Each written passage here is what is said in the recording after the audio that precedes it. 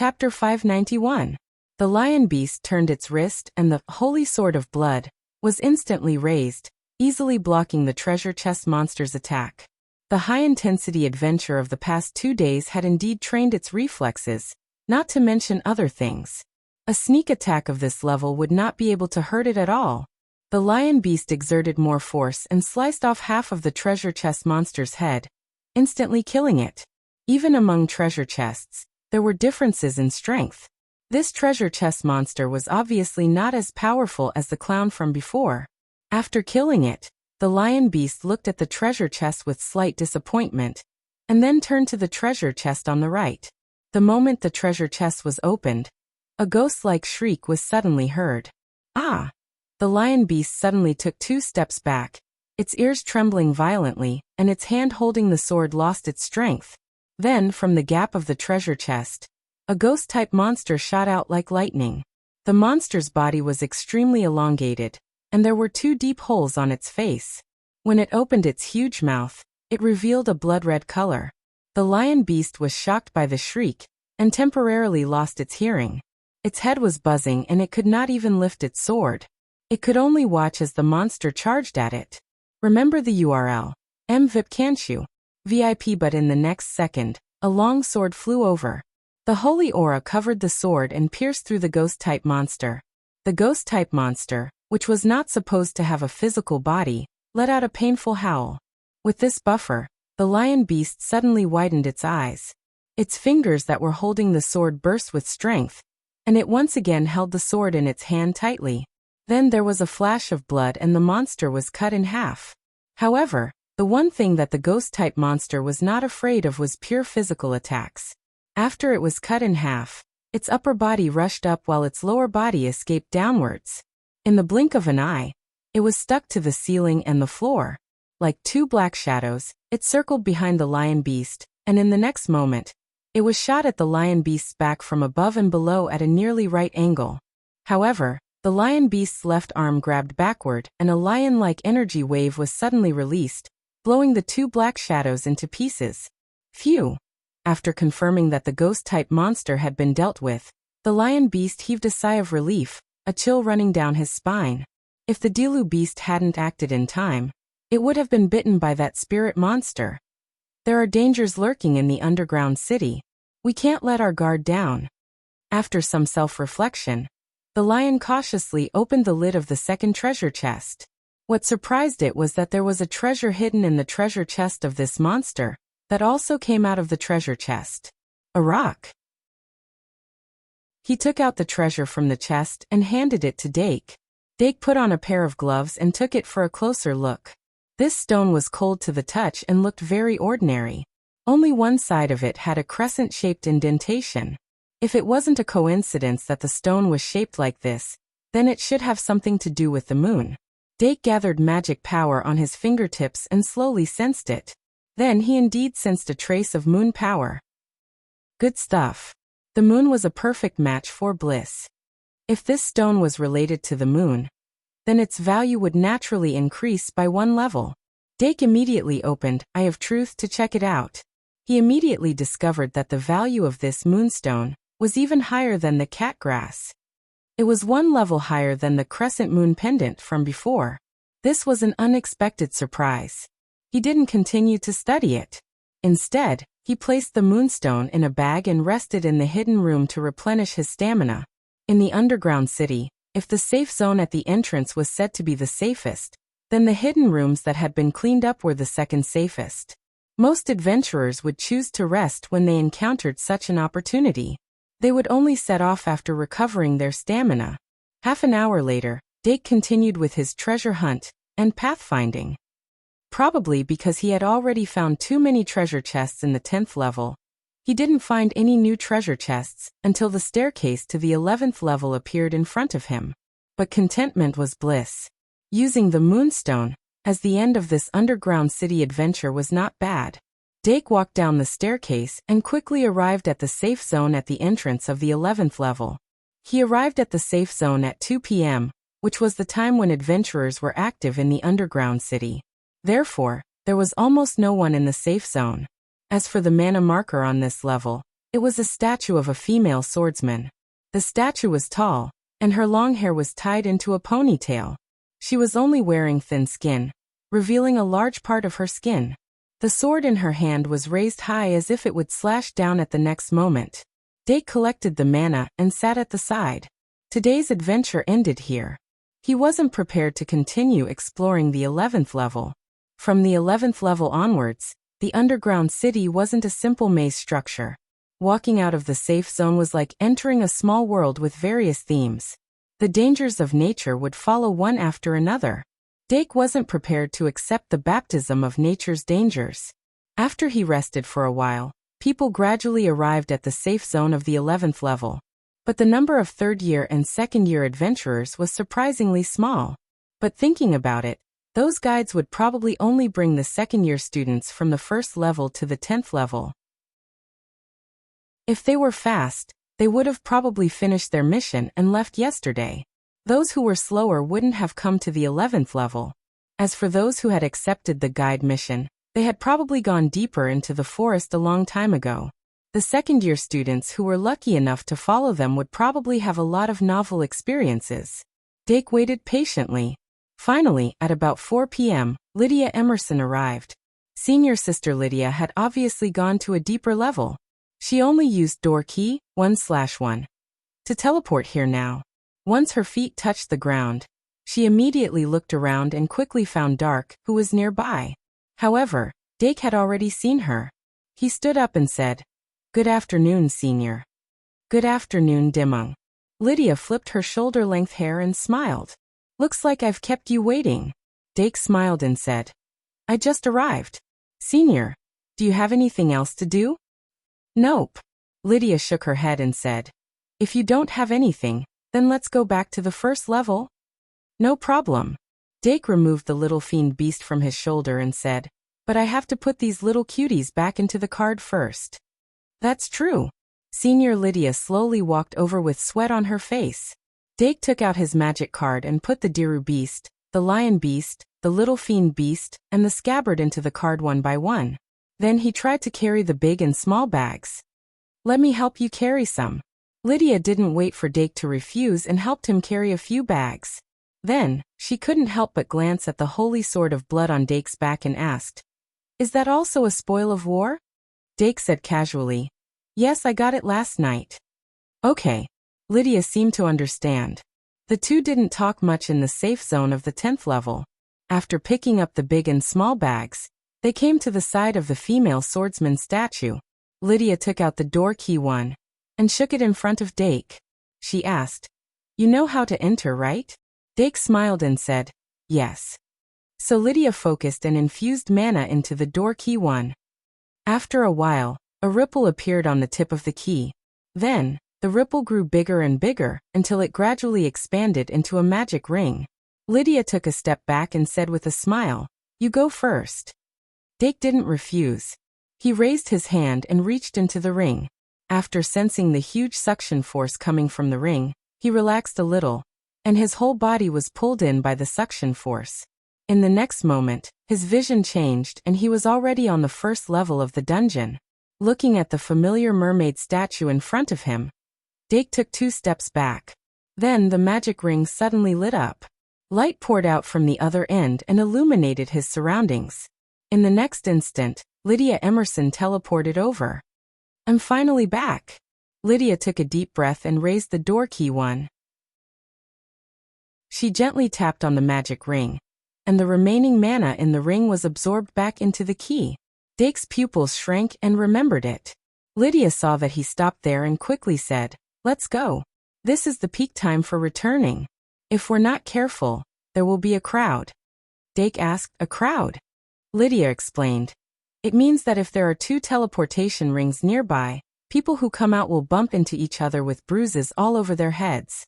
And if there are too many people, there won't be enough space around the magic marker, causing it to be too crowded. Anyway, let's get out of here first." Dake nodded and quickly walked forward. Then he saw several teleportation rings appear around the magic marker. He stopped for a moment and took out the magician's secretary from his card bag. He summoned it and threw it out. The magician's secretary, flipped through the pages in the air, and continued to cast. Normal summoning. Little Fiend, Meow Meow, Horned Hawkman, and Demon Fox were summoned one after another. Dark distributed the big and small bags to them, and he immediately felt relieved. He took the bag back from Senior Lydia's hands and thanked her. "It's nothing," Lydia said curiously. "Are you going to the mission hall, or to Traveler's Street to get rid of your loot?" "Let's go to the mission hall first," Dake said after thinking for a moment. Lydia smiled and said, "I'm going to hand in a mission too. Let's go together." The weather on Sunday afternoon was quite clear. There were a few white clouds floating in the sky, and the sunlight that shone through the gaps was much warmer than the previous days. Maybe it was because they hadn't seen the sun for a long time, so even the sun had become delicate and beautiful. Dake followed Lydia into the castle, and went to the mission hall to hand in a mission. It was the busiest time in the mission hall, and almost every window was full of people. Dake chose the window that he was most familiar with, No, and waited in line with Lydia. Lydia was a very talkative person. Her social skills were maxed out, and she was very observant. She could chat about almost anything. As a third-year student of the Magician Institute, she was classmates with Katrina. After chatting for a while, Dake changed the topic to Katrina. Katrina and Brittany must have handed in their missions early. They weren't in the mission hall. To Dake's surprise, Lydia didn't seem to know that Katrina was a member of the Magical Animals Society until they started chatting. She even said in surprise, "Your society is on the clock tower? When are you going to invite me for a cup of tea?" It seemed that not everyone knew that the light on the 10th floor of the clock tower belonged to a certain society. Lydia's surprise wasn't fake. She didn't seem to think that there was a society there at all. Katrina was even more low-key in class than Dake expected. After chatting for half an hour, it was finally their turn. Dake took out the materials he needed to hand in his missions, and a professional came to appraise, count, and collect them. He completed a lot of missions, and there were only 2 left to hand in. The mission Safety First could only be completed after he completed the dungeon storage box. He took out his school card, placed it on a special device, and handed in the advancement door completion request. The mission was quickly confirmed. Miss Bridges at window looked at him in surprise. She handed him a number plate and said, "Please go to the seat over there and wait for a moment. The mission rewards other than credits and general points will be delivered in a while." Dark nodded and led the magic elves to a bench on the side and sat down. Not long after, when Lydia also completed the mission, the student union's officer delivered the mission reward to her. Dake looked at the reward and saw the box containing the key, 1/1. His face lit up. He then turned around and asked, "Senior, is there a place in Traveler's Street that sells the key to the first level of the dungeon?" Lydia thought for a moment and said, "The key is a rare resource. Apart from missions, it can only be obtained in the dungeon. The first level's key is only available in the first 10 levels, so there's always more demand than supply. If you're lucky, there might be a student who sells it." Dake was surprised. "There's no such shop?" Lydia shrugged and said regretfully, "No." Dake thought for a while and suddenly changed the topic. "If there's a shop that provides a service and only charges a small service fee, will there be any business?" Lydia was surprised by his sudden change in thinking, but she said after a while, "There were similar shops but they all closed down." Dake was speechless. Lydia smiled. "There's a lot of reasons for this. On one hand, the cheap materials don't make much profit, and it's troublesome to identify and organize them. The students also find it troublesome, so most of them sell to the shop directly. On the other hand, the expensive materials. We have the random refining method, so even if you get an expensive material that you don't need, most people would rather throw it into the random refining process and try their luck. Even if you don't need it now, it doesn't mean you won't need it in the future. So most of the students are like Squirrel, piling up valuable materials and taking them when they need them, or bartering with others. As for the stalls, apart from those who are in urgent need of credits, they're basically selling some self-made products, such as semi-finished magic cards. These products with additional technology can be sold at a higher price, and many of them are products of practice." "I see." Dake seemed to understand. So what they need is a trading platform? Lydia frowned and said, You could say that, but the mission hall has already taken on this role to a certain extent. And there's also the issue of trust. I think the students would be more willing to leave their expensive items to the college for safekeeping than to the merchants on Traveler's Street. Dake nodded. That's true. This was indeed troublesome, and it was a thankless task. It was better to keep his shop for his own use. After leaving the mission hall, Dake invited Lydia to have dinner together, but she declined with the excuse that she had something to do tonight. Dake didn't force her to stay and parted ways with her at the entrance of the hall. Then he waved his hand and led the magic elves to the tower of the aristocrat house. He had gained too much from his adventure in the dungeon these few days. Even if he didn't hand in the mission, he still needed to spend a lot of time organizing them. At night, he still needed to go to Traveler's Street, so he couldn't rest for the time being. There wasn't much interaction along the way, so Dake quickly arrived at the tower of the aristocrat house. He crossed the bridge and entered the common room. As soon as he opened the door, he heard the clamor of the crowd. The second-year students were without a doubt the biggest source of noise. They were excitedly discussing their adventures in the dungeon. Some of them even talked about it from early morning until now. Some of them even took out some rare items to show off. In short, it was very lively. Dake sometimes felt that he didn't fit in with the other students, but this was the effect he wanted, so he didn't mind. But just as he entered the room, someone saw him and called out excitedly, Dake, why are you only back now? Wait, you brought a lot of things. Dake smiled shyly and said, It's not a lot. I need to go back to my room and tidy it up. You guys chat first. Saying that, he walked straight through the corridor. The second-year students didn't call out to him. They just stared at the holy sword of blood. This sacred sword was simply too eye-catching. After Dake's voice disappeared around the corner of the stairs, a student suddenly said, What do you guys think is up with that sword? Then someone immediately followed up. What else could it be? It must be a reward from a boss, right? Or did he get it from a treasure chest? Treasure chest. Someone said enviously. Speaking of which, have you seen what a treasure chest looks like? Dolong and Pitten immediately raised their noses and said, Of course, we saw it last semester. Someone else said, Speaking of which, when you guys first entered the dungeon last semester, you guys successfully fought a boss. Damn, it's so sour. I'm going to make a cup of sour lemon juice. After reaching the third floor, the voices behind him gradually disappeared. Dake opened the door and entered room 301. The room was very quiet. The Kaplants were sent to the club classroom and were taken care of by the Sabegu. Dake ordered the enchanted fairies to put down everything and started counting them one by one.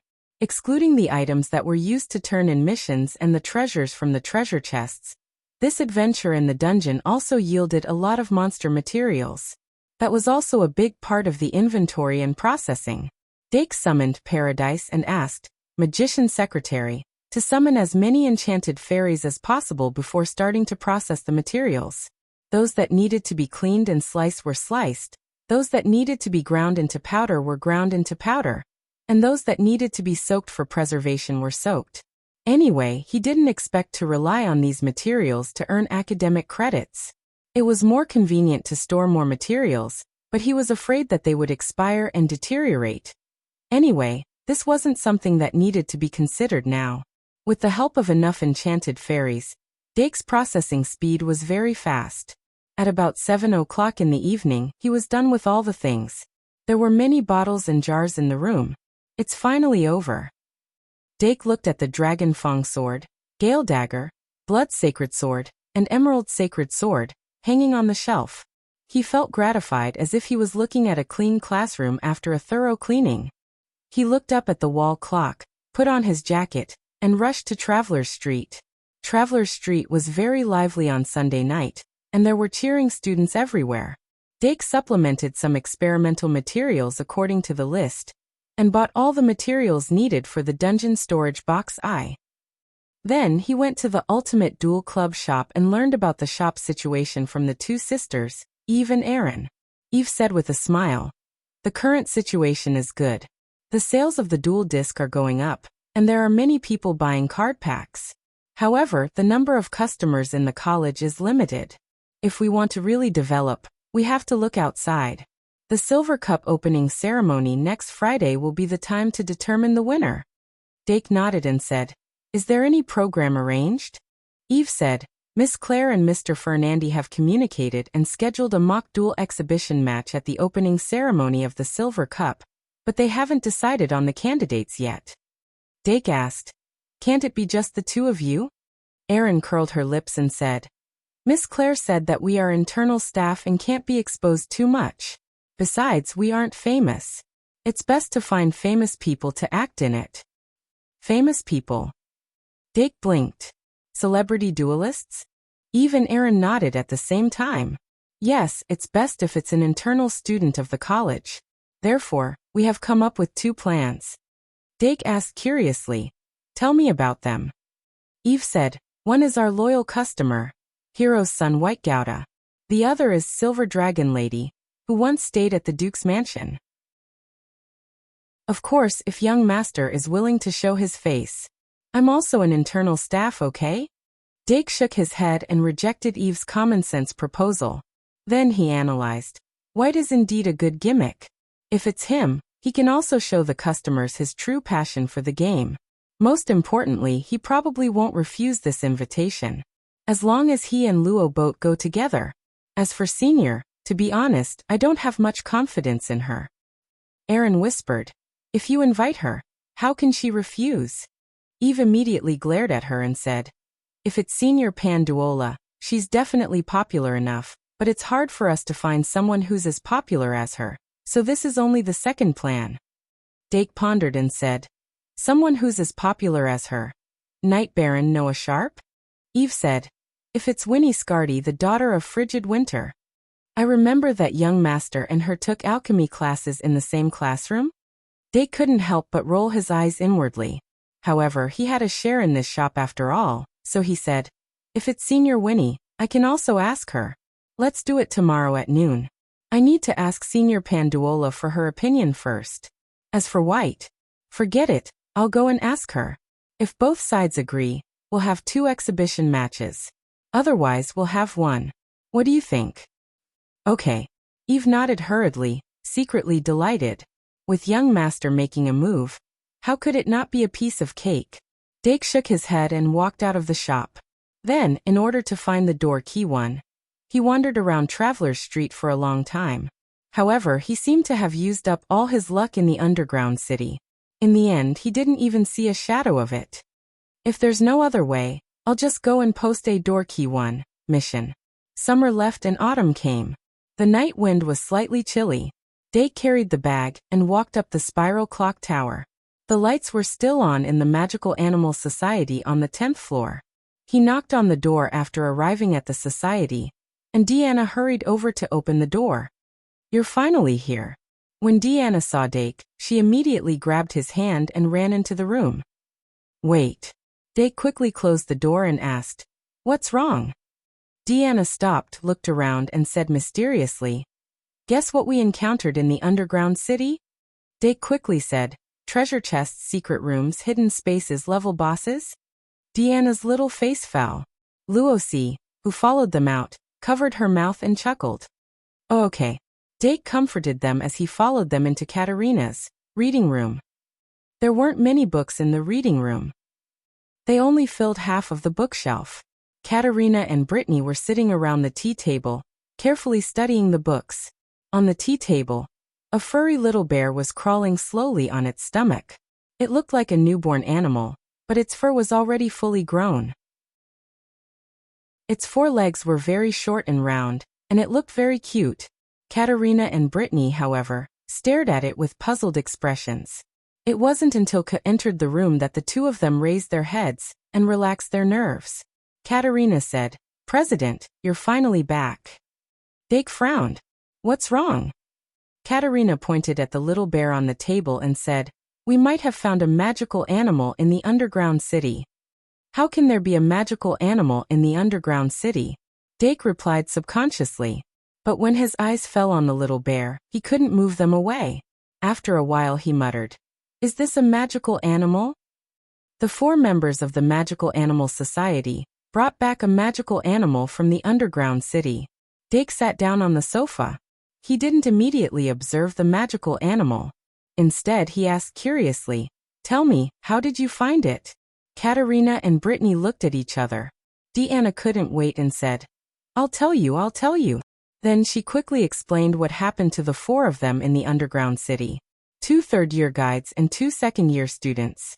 The 4 of them entered the underground city at noon on Friday and entered the first floor of the labyrinth. Deanna wanted to lead the charge, but Katerina grabbed her by the back of her neck. A magus should fight like a magus. Diana imitated Katerina's tone and spoke in a methodical manner. After that, we used our familiars to lead the way and summoned a magical elf each. Katerina and Brittany were really good at finding the way. We quickly found the stairs to the 2nd floor.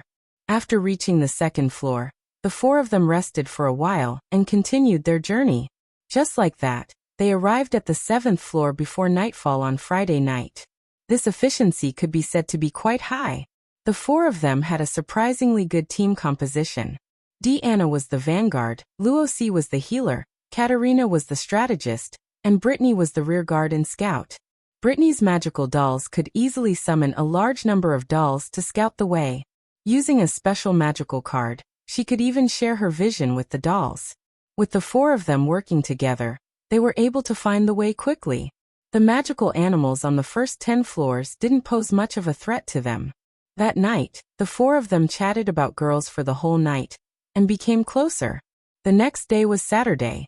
As usual, they relied on their teamwork to find the way quickly and arrived at the 10th floor at noon on Saturday. From the 1st floor to the 10th floor, the 4 of them didn't encounter anything out of the ordinary. They just dealt with the magical animals step by step, found the way, and continued moving forward.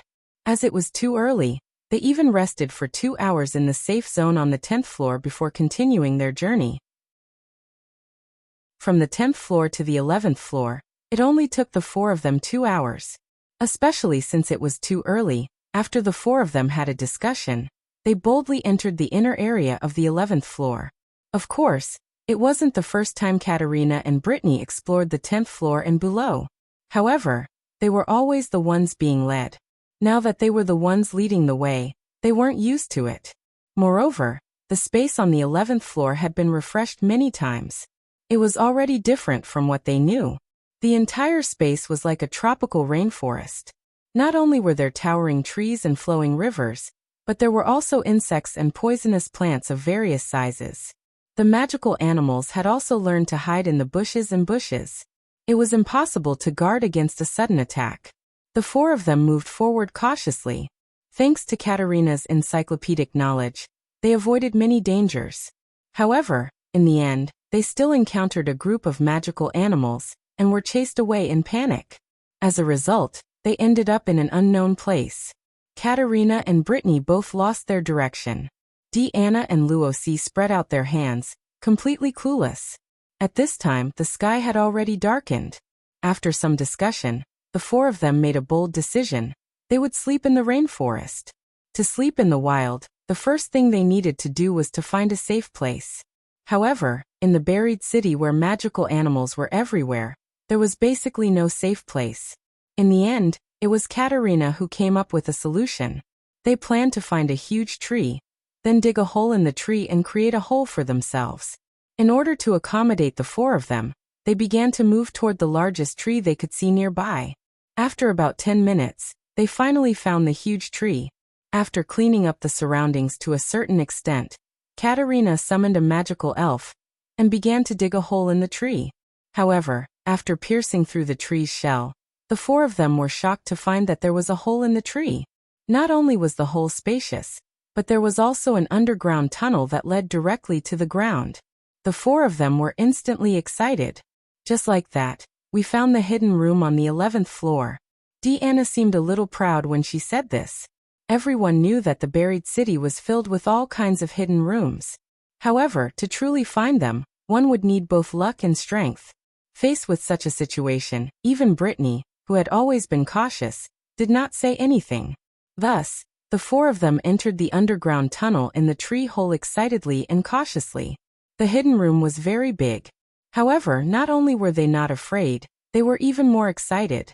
This was because the size of the hidden room was usually proportional to the final harvest. In order to deal with unexpected situations, they all summoned their second-tier magical elves and gradually went deeper. In the end, relying on Deanna's physical strength, they finally defeated the magical animals blocking their way and reached the end of the underground room. There, they found a treasure chest placed on a wooden stake. In the buried city, no one would be able to resist the temptation of a treasure chest. Especially after such a long time of exploration, they found a treasure chest. Deanna ran over excitedly, and even Katrina could not stop her. Luosi quickly summoned his magical elves just in case. Then, as expected, there was no treasure in the treasure chest. There was a treasure chest hidden inside. And then? Dake listened attentively and could not help but ask. Deanna curved her eyebrows and pointed at the baby bear that was crawling on the table. Dake immediately understood. "This is the treasure chest monster?" Deanna smiled and said, "Yes." Dake said in surprise, "So you brought the treasure chest monster back?" "Yes," Deanna said. "Aren't we the Magical Zoology Society? It's normal to have one more baby bear." "It's normal," Dake read. Then he could not help but stare at the baby bear that was crawling on the table. The baby bear seemed to have felt his sharp gaze and dodged for a moment. Dake said cautiously, "It won't attack people?" Deanna reached out and grabbed the baby bear into her arms, exposing its snow-white belly. The baby bear spread its short legs helplessly and let Deanna do whatever she wanted. It did not only not attack people, it did not even have the intention to attack, okay? "I can't believe there is such a monster in the buried city." Dake could not help but press his forehead. No wonder Katrina and Brittany had been studying it. The existence of this baby bear had indeed defied common sense.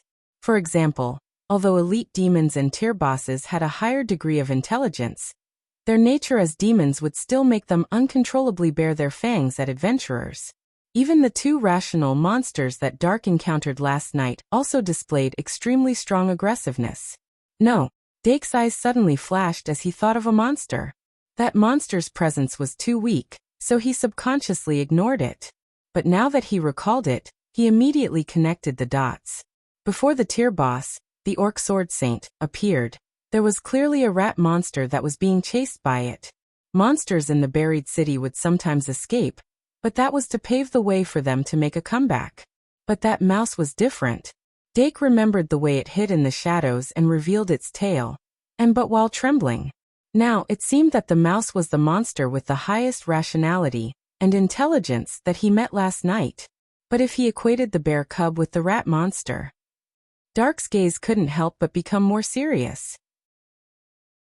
He activated his chakra, gathered the air into his palm, and reached out to the baby bear. "Let me hold it." Deanna happily handed the baby bear over. Dake grabbed the baby bear's armpit, lifted it up, and said casually, "So you only found this treasure chest monster in that hidden room?" "Of course not," Deanna said excitedly. "We also found a lot of fruits that could be used, and they were all very sweet. There were also some shiny minerals and monster materials. They were all piled up in the corner of that room. Oh, and we also found that." Deanna looked at Luosi. Luosi took out a necklace from his bag. The necklace's chain was golden, but it didn't seem to be made of gold. The pendant was made of two overlapping circular metal frames, and there was a crystal ball that could fluctuate inside. "A crystal ball necklace?" Dake asked. Luosi replied, "Yes. I have a feeling that it can improve the ability of astrology." "Let me see." Dark retracted his gaze and concentrated for a moment. His dark green eyes turned into a resplendent golden color. But after activating Eye of Truth, he didn't look at the crystal ball necklace, but looked at the baby bear in the air. "See stare. I fell asleep in front of the computer last night, so the update is late. Today's update will be before 6 a.m. 6 a.m. for Hedgehog Cat's time is counted as one day. 223/233. Only 10 more chapters to go. Please vote. Dungeon Treasure. Magic Diamond 20, Chicken Comb Soft Silver Ore Ring of Strength Yellow Core 12, Purple Core 12, Powder Core 12 Treasure Map. Orb of Perception, Insect Tree, Crescent Moon Pendant Bottled Potion Wood Carving Bronze Eyeball Flower of Dreams Dagger of Wind Blood Crystal 6, Soul Sucker Spirit Door Key Cat Grass Bronze Mirror Orb of Charm Rhino Horn Gravity Boots Moonstone, Magic Brain Dropper, Clown Mask Creature Orb Silver Sphinx Dragon Tooth Sword, Trash Slime. Magic Fire, Blood Crystal Crown Eagle Wrestling, Holy Sword of Blood. Chapter 592. Under the Gaze of the Eye of Truth. A hint of panic flashed across Cub Bear's face. Dake stared at it for a while before looking at the crystal ball necklace. He had a feeling that this crystal ball necklace should be the treasure in the secret room's treasure chest. And this cub bear in his hand might have been hidden in the secret room after all the treasures were taken away. How is it? Luosi asked. Dake closed his eyes, and when he opened them again, they had turned dark green. It does feel like it can move the stars. In terms of value, it should be higher than the cat grass, but lower than the moonstone. As for the cub bear, it had the same value as the trash slime. This was actually very incredible for the monsters in the underground city. Remember this. https://m. VIP can't you? VIP Dake had looked at the value of the monsters in the past 2 days. No matter how strong they were not valuable because they were incomplete products born in the underground city. In the eyes of the Door of Truth, the value of a monster was basically the same as the materials they dropped. But this cub bear's value was comparable to the trash slime. This probably meant that it was at least a special individual that was completely different from normal monsters. As for what was special about it, in this aspect, Dake could not have any more experience. However, he did not use any violent measures. Instead, he put the cub bear back on the table and then he scratched its feet lightly. The next moment, the cub bear's mouth twitched violently. Dake's mouth twitched, and he scratched faster. The cub bear pursed its lips tightly, but its body twitched. It was very difficult for it to endure. So much so that its different behavior was completely exposed in the eyes of the despicable human. Deanna's eyes widened and she wondered, why isn't it laughing? Therefore, in the next moment, Cub Bear, who realized that his desperate attempt to hold himself back was even more suspicious, immediately began to chuckle. But at this time, no one believed it anymore. Damn it. Deanna wasn't really an idiot. She immediately saw that the little bear had been pretending to be a baby. She was angry and immediately pulled Little Bear's cheeks apart. She accidentally pulled Little Bear's face off. Ah! Deanna suddenly let go of her hand. She was shocked. Katrina and Brittany hurried over as well. However, Luosi moved back a little. Dake looked at the bear with a missing piece on its left cheek, and finally remembered what kind of magical creature it was. On the other side, Katrina had already flipped the bear over so that its left face was facing up, revealing the tissue inside. It was a pink gelatinous substance. As expected, Dake's eyes were bright, but his heart was gradually coming to a decision. In the dungeon, there was a type of magical creature called the parasitic spirit. It was a bug and spirit-type insect. They were very large in size compared to other insects. They didn't have any burrs, and their whole body was pink and smooth. They only had 3 pairs of flat and round legs that were sticky. If these magical creatures were transformed into magical elves, they would be a special type with 0 attack and 0 defense. They didn't have any attack or defense abilities, and any magical creature could easily pierce through their soft pink skin. However, such a useless parasitic spirit had an extremely powerful and strange sure-kill skill. Every parasitic spirit that was in perfect condition could use this sure-kill skill to parasitize a magical creature's corpse and repair it to the state it was in before it died. Then they would replace it. Dake didn't know why this parasitic spirit didn't choose a powerful magical creature to parasitize, but instead chose this cute and useless cub bear. Could it have predicted that Deanna wouldn't be able to resist Cub Bear in advance? Otherwise, with the situation at that time, if someone else opened the chest, Cub Bear would have been decapitated and completely exposed. Dake didn't understand, but he didn't think it was that important. Looks like it's a parasitic spirit, Katrina suddenly said, coinciding with Dake's judgment. Deanna calmed down and quickly asked, "What's a parasitic spirit?" Katarina patiently explained the situation to Natsuya. While she was explaining, She picked up the piece of Cubbear's cheek that was torn off, and pressed it back on Cubbear's left cheek. After a while, the crack on Cubbear's skin was slowly repaired, and it was impossible to tell that it was torn off. Cubbear blinked its big black eyes, as if it was trying to pretend that nothing had happened. But everything could no longer be reversed. Since it was confirmed that Cubbear was a parasitic spirit, it had completely lost the cub treatment. Even Deanna was fuming, let alone the others.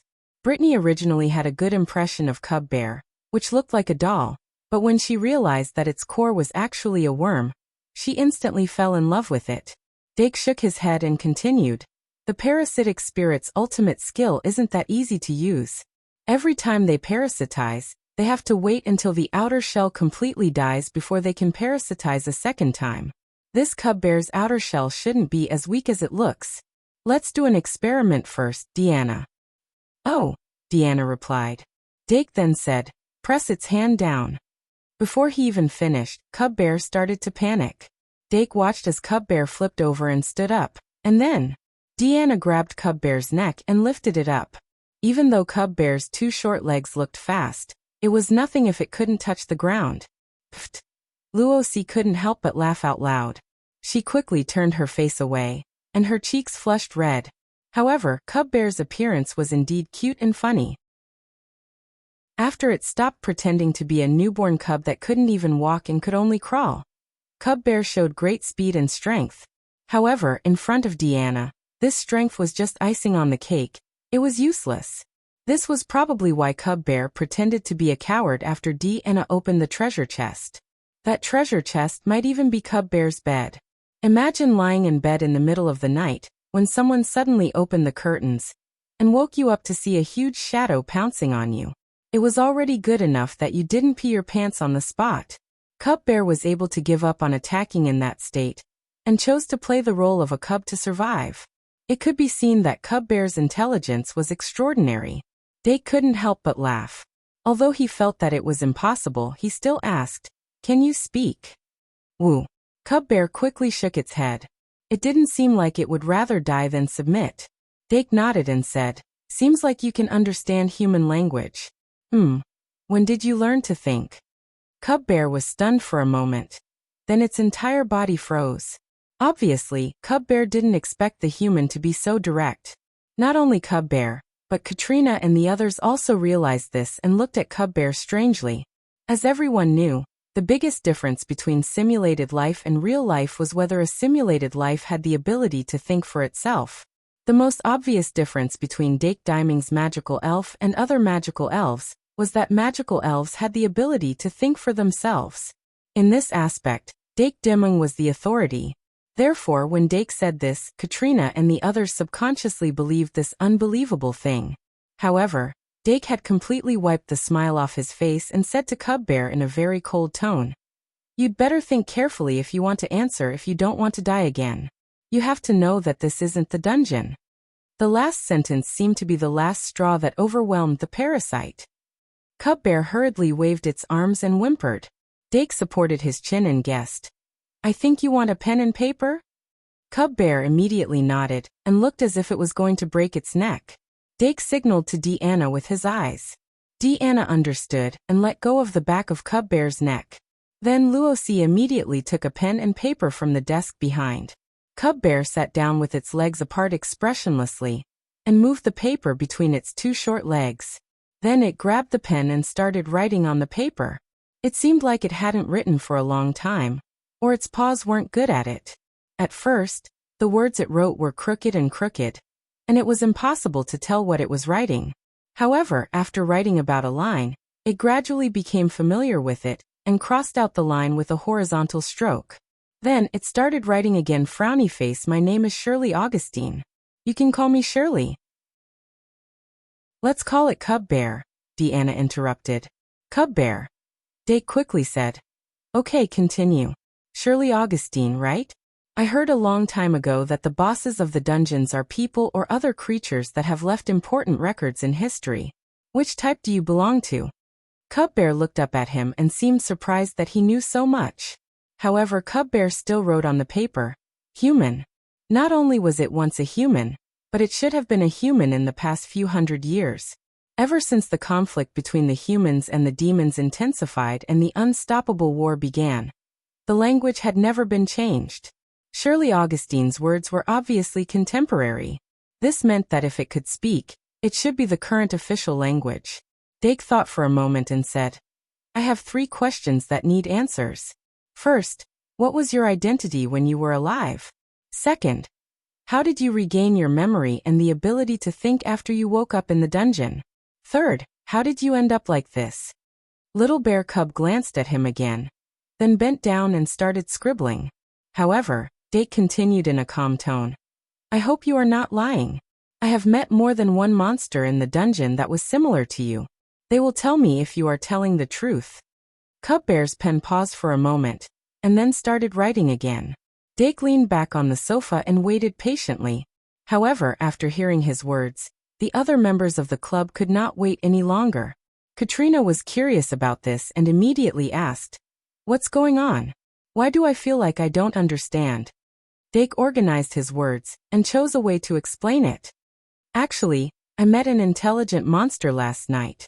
They are different from normal monsters. They can learn and think. Judging from this parasite's body, they should still have their memories. Monsters have memories. Katrina quickly changed her train of thought and hesitated. When did they have memories? Dake said, There are 3 types of monsters in the dungeon. Normal, elite and boss. I don't know if there are any special individuals among the normal and elite monsters, but the boss of each level should be the true projection of a person or other creature that existed in history.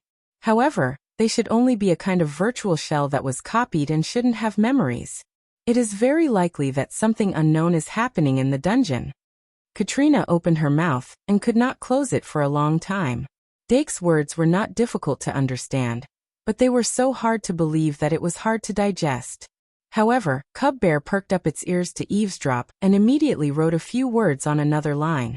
Then, it looked up and knocked on the paper with the tip of its pen. Dake looked down and saw what was written on the paper. Are there really other monsters that have awakened? You are not lying to me? Dake found it funny after reading it. What's the point of lying to you? Why don't you reflect on your current situation? Little Bear Cub immediately lowered his head and started writing obediently. 10 minutes later, it had written a full page on the paper. Dake pulled out the paper and read it carefully. Shirley Augustine was the first to answer the question of her identity. As expected, she used to have a noble identity. If she did not lie to elevate her status, she was not only a noble princess in the past, but she was also born with a huge amount of magic power. She was born with a powerful spell called City of Ice and Snow. It was said that this spell was called Forbidden Spell. Once successfully cast, it could turn an entire city into a frozen hell. Normal magicians would not be able to learn Forbidden Spell of this scale in their lifetime. However, there were always people who were born to stand at the top. Shirley Augustine was obviously such a person. She was originally called Ice Princess. The kingdom she was in was located in the north, and an ice tower was specially built for her. This was actually a very famous event in history. However, in later generations, many people said that the ice tower was actually used to imprison the Ice Princess, so that she could not leave and would forever protect the kingdom. When Dake heard the name Shirley Augustine, he did not immediately think of it. But now, after reading the description, he finally remembered. Katrina, who had already come to his side to check, was surprised. It's actually Shirley, the Ice Princess. I remember that she was assassinated in a war.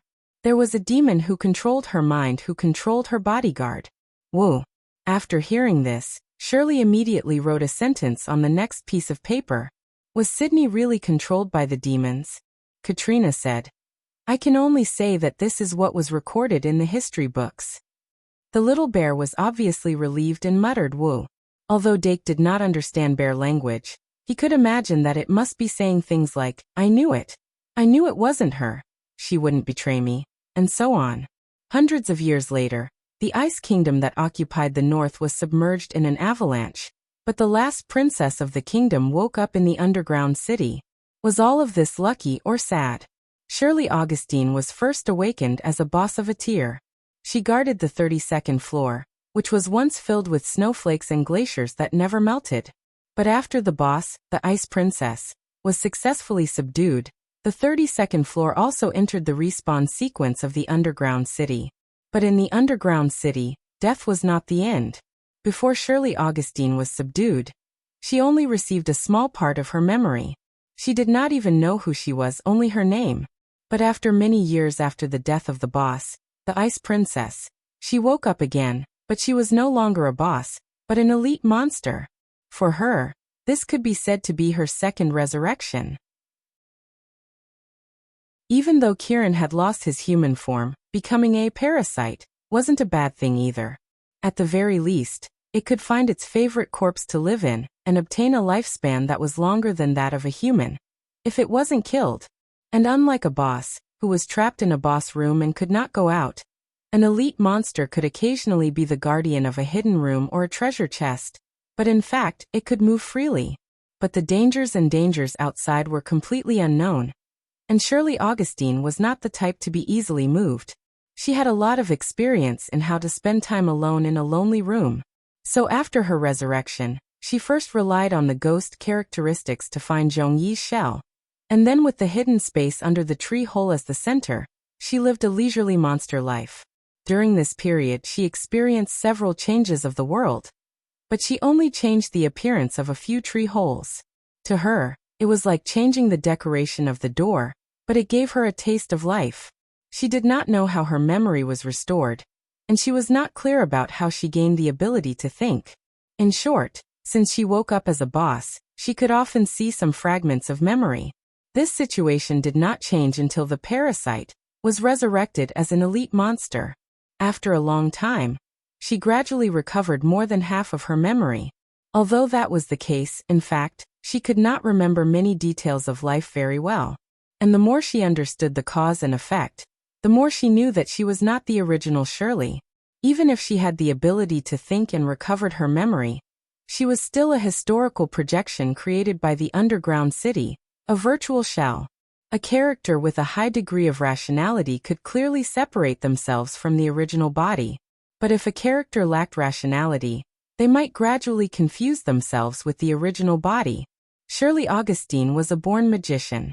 Even if she woke up as a boss and was resurrected as a parasite, she did not forget the forbidden spell that she was born with, Ice City Seal. But in her current state, she did not have enough magic power to cast Ice City Seal. Apart from Ice City Seal, she only had the ability of the corpse bear that she was a parasite on. Although the little bear was a relatively weak existence even among the magical creatures on the 11th floor, who asked it to look so similar to the teddy bear plushie that Shirley put beside her bed when she was a princess. Shirley Augustine, it was almost love at first sight. For the little girl who was only 13 years old when she was assassinated, her natural rationality could not change the fact that she was only 13 years old. If it were Deanna, she would probably make the same choice. After all, the little bear is so cute. Deanna suddenly hugged the little bear. She did not care about the fact that Shirley's core was a worm anymore. But Dake was a psychologically mature adult. Of course, he would not completely believe what the little bear said. And the little bear seemed to have said a lot from the beginning to the end, but in fact, it was all nonsense that could be guessed. On one hand, it revealed that it still had the talent to use Ice City Seal to show its value. On the other hand, it said that it lacked the magic power to use Ice City Seal to show that it was harmless. Even the reason why it chose the little bear as a parasite was that it was naive, cute, and nostalgic. In front of a group of girls, it was no doubt a very good reason. But in the end, it did not explain how it recovered its memory and how it had the ability to think. It used the excuse that it did not know. But did it really not know? Only it knew the answer to that question. Dake thought carefully and decided to wait until the summoning class in the morning to tell Professor Shi-Erfu about the changes that were happening in the underground city. In any case, the existence of this little bear was a natural proof. There was indeed an unknown change happening in the underground city. Many magical creatures were gradually regaining their rationality and transforming into complete life forms. And the change that caused all this was very likely to be hidden in the depths of the underground city. Dake, can I bring baby bear back to the dormitory? Deanna hugged the little bear tightly and looked at Dake eagerly. Dake glanced at the little bear that was also staring at him with its big round eyes and smiled. Of course not. I remembered that I had to get the second vaccine at 8 o'clock in the morning, so I didn't stay up late.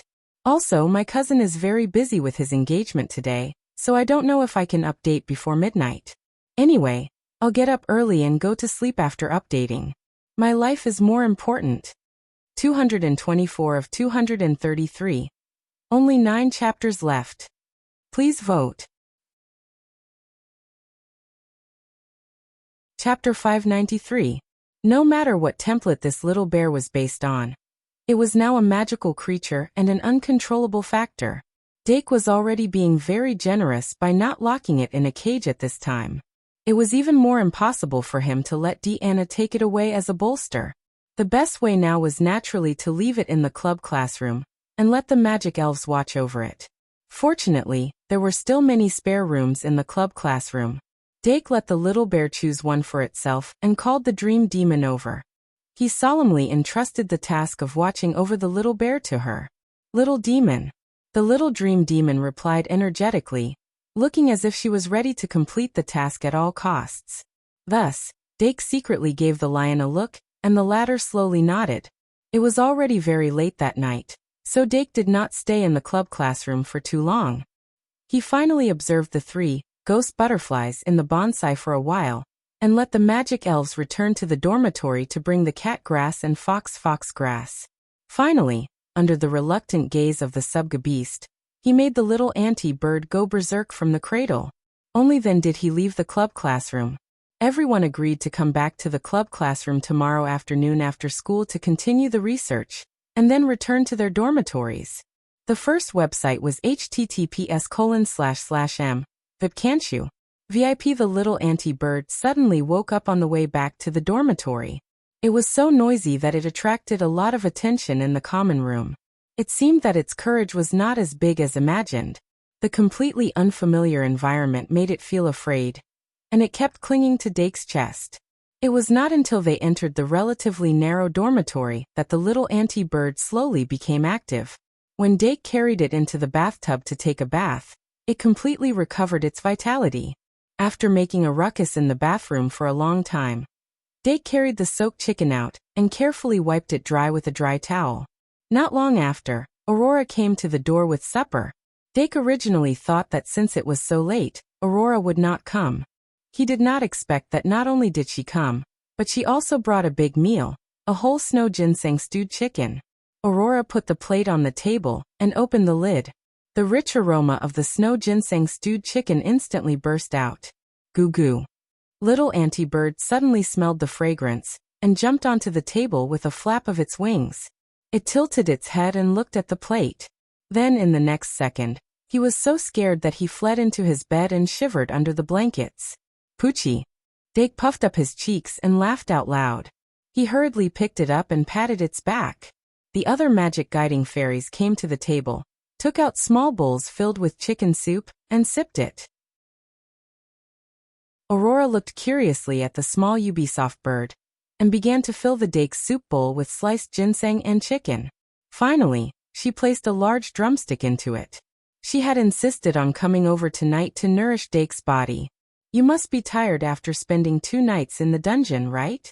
She thought. Dake Dimming drank a big bowl of snow ginseng chicken soup, and only managed to fall asleep at 2 in the morning. But Shirley Augustine, who was locked up in the Magical Zoology Society, didn't sleep until 2 in the morning. She leaned against the soft pillow and flipped through the books that she hadn't read for a long time. Her heart was very nervous. It wasn't that Shirley Augustine didn't like soft pillows and a comfortable room. It could even be said that she had been looking forward to such a life every night in the dungeon, but it wasn't realized in such a way. From Dake and the others, Shirley Augustine already knew that this was the famous Shungmalian Academy. But other than that, she didn't know anything else. What was the Shungmalian Academy like? Were the professors kind or evil? Would they kill her just because she was a monster? She heard that these people who studied magic guiding technology were ruthless and liked to cut up monsters for research. Shirley Augustine didn't want to be soaked in formalin at all. The four girls at the beginning weren't scary at all. Why was the boy who appeared later so scary? She carefully pulled the blanket up a little and put the book that was almost as big as her on the bed. Finally, she shrunk under the blanket. She didn't know what her fate would be in the future, but she knew that she was powerless to change it. This feeling was very uncomfortable. It was just like when she was still a princess and was locked up in the ice tower. Powerless to change, isolated and helpless. Unless she had the courage to destroy everything. There was one thing that Shirley had lied about. The night was deep. The first adventure of the second-year students in the dungeon had completely ended. Most of them had more or less gained something. And the number of people who triggered the dungeon escape device was 0. This was good news for many people. Professor Cheongsi was satisfied. Professor Nini was smiling like a flower. Sister Kalien was also relaxed and happy. A world where no one was hurt was completed. But the excitement of successfully crossing this threshold still made many people unable to sleep. It was rare that someone was late for the summoning class. On Monday morning, Professor Shi Erfu expressionlessly deducted 5 marks for each person who was late. Then he asked them to sit down and continued with the class. Under Professor Shi Erfu's control, the little magisters completely calmed down and quickly resumed the learning atmosphere. Since the Silver Cup was about to start, Professor Shi Erfu also focused on actual combat when teaching summoning. The students who didn't want to embarrass themselves at the Silver Cup all listened very carefully. After the class, Dake immediately went to find Professor Shi Erfu. Professor Shi Erfu walked in front with the documents in his arms. Dake quickly followed and said in a low voice, "Professor, can I talk to you in private?" Professor Shi Erfu couldn't help but ask in surprise, "Is there something you can't say now?" Dake nodded and said, "Can you come directly to my Magical Animals Society?" "Got it." Professor Shi Erfu quickly nodded and reached out his slender hand. Dake reached out and grabbed it. He felt a bit cold. In the next second, he completely turned into the wind along with Professor Shi Erfu. When his vision cleared, Dake found himself on the spiral clock tower and at the entrance of the society's classroom. He subconsciously stepped on the ground twice before turning around and saying, "Welcome to the Magical Animals Society." Professor Shi Erfu smiled and said, "If you have something to say, just say it. There's still a class after this." Dake smiled and opened the door. "It's like this. Didn't Deanna and Luo Si go to the dungeon 2 days ago?" Professor Shi Erfu said as he walked. "What happened?" Dake said, "They brought back a magical creature." Dake turned around and found that Professor Shi Erfu had stopped walking. Then Professor Shi Erfu said, "Wait, can you say that again?" Dake said helplessly, "They brought back a magical creature. It's now in the society's classroom." Professor Shi Erfu took a deep breath and put on a serious face again. "Take me to see it." "Okay." Dake turned around and went straight to the study room. He came to the society's classroom in the morning. Other than bringing back his aunt's bird, he mainly wanted to see if the bear cub was obedient. When he arrived, he found that the bear cub had woken up early and went into Katarina's study room. He glanced at the books on the table and knew that the bear cub was trying to understand the outside world through the books.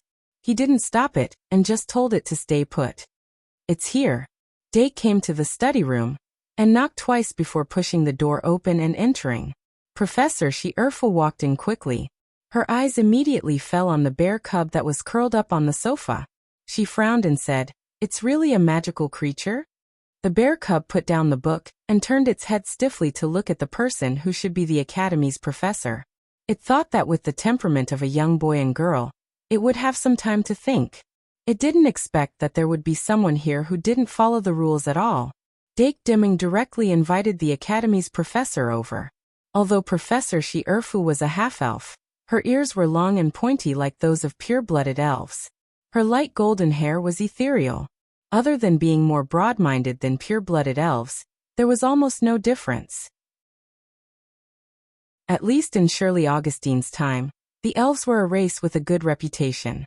Shirley's initial impression of Professor Shi Erfu wasn't bad, but she felt that her expression was a bit too serious. But at least she didn't look like a butcher with a fierce face.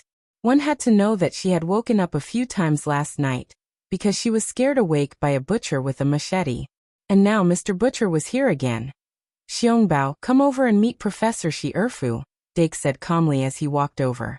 Woo woo woo. The bear cub grabbed a writing board from the sofa and wrote a line of words. It's not Xiangbao. It's Shirley Augustine. The 3 exclamation marks expressed the urgency in its heart. No matter what, it didn't want to be treated as a magical creature. Shirley Augustine, according to her own words, is a little princess, Dake said as he turned around. Professor Shi Erfu frowned and observed carefully. Is she a dungeon boss? Was she once? Dake looked at the bear cub. The bear cub quickly erased the previous words and wrote again. I'm famous in the Northern Kingdom, Ice Maiden. A strong desire to live, Dark explained. According to what it said, it began to awaken its intelligence when it was a tier boss Snow Maiden, and recovered its memory. After it was attacked by the students, it didn't really die. Instead, it hibernated in the underground city until it reincarnated again as an elite monster, parasitic spirit. The bear cub. Ice Maiden isn't the boss's name. It's my title when I was a human. Dake continued. Of course, I don't think she's Shirley Augustine herself. If I have to explain, she's a product of the dungeon's projection and memory infusion. That's a clone of her soul and memory. Of course, she's also developed self-awareness. Professor Shi Erfu's frown deepened. The bear cub stole a glance at her expression and hurriedly wrote. We have the same soul and memory. I'm Shirley Augustine herself. Dake squinted at it and said, life is divided into 3 parts: soul, consciousness, and body. The dungeon simulates the soul and body, but it doesn't give the magical creatures self-awareness. Therefore, all magical creatures are incomplete. They're the same type of simulated life as the enchanted elves. They only have basic intelligence and lack rationality. They don't have the ability to think for themselves and aren't afraid of spirituality.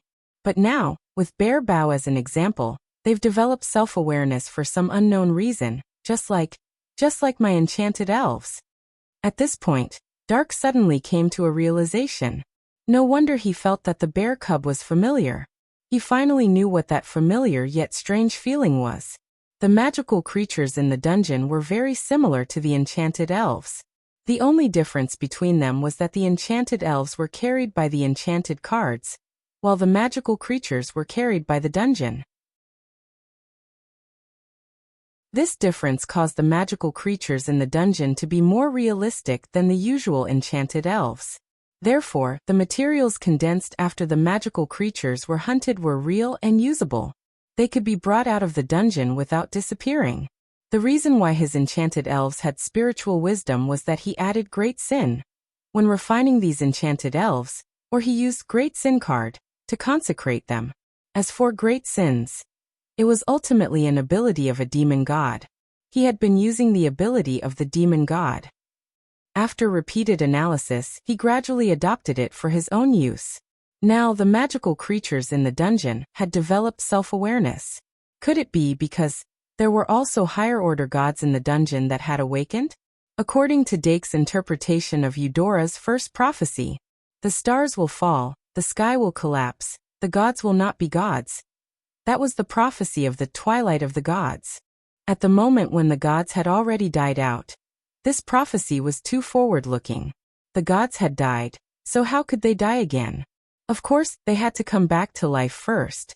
Therefore, this prophecy could also be said to be the prophecy of the twilight of the gods. The signs related to it had already appeared. Dake touched his card bag. Soul of the Moon God Eye was still lying in his bag. Now, in the Shung Malian Academy's dungeon, was there finally going to be a second god returning from the abyss? However, under the circumstances where he couldn't reveal the information of the demon god to Professor Shi Erfu, Dake couldn't explain his deduction process in detail. Moreover, he was actually in a guessing position.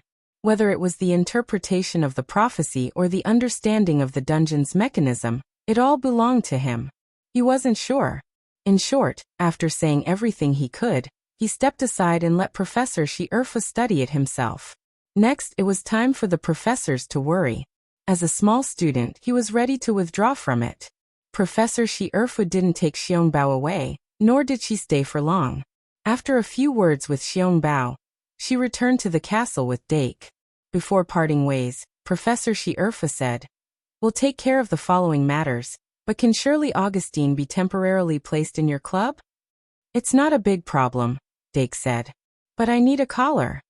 Professor Shi Erfa nodded and said, "I'll ask Ka Zayer to think of a way." Dake smiled and said, "Then it's not a problem." After all, magical animals were often treated as monsters.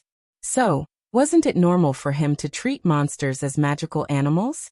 "I'll give you the news before tonight." Professor Shi Erfa nodded and quickly left.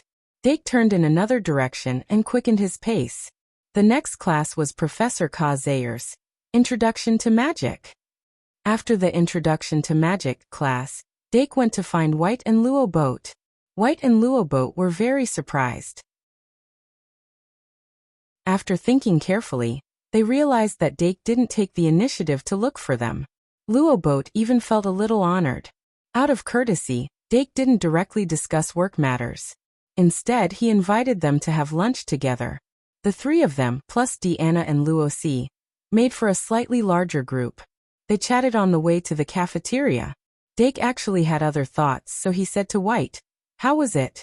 Did you get anything in the dungeon?" "Okay."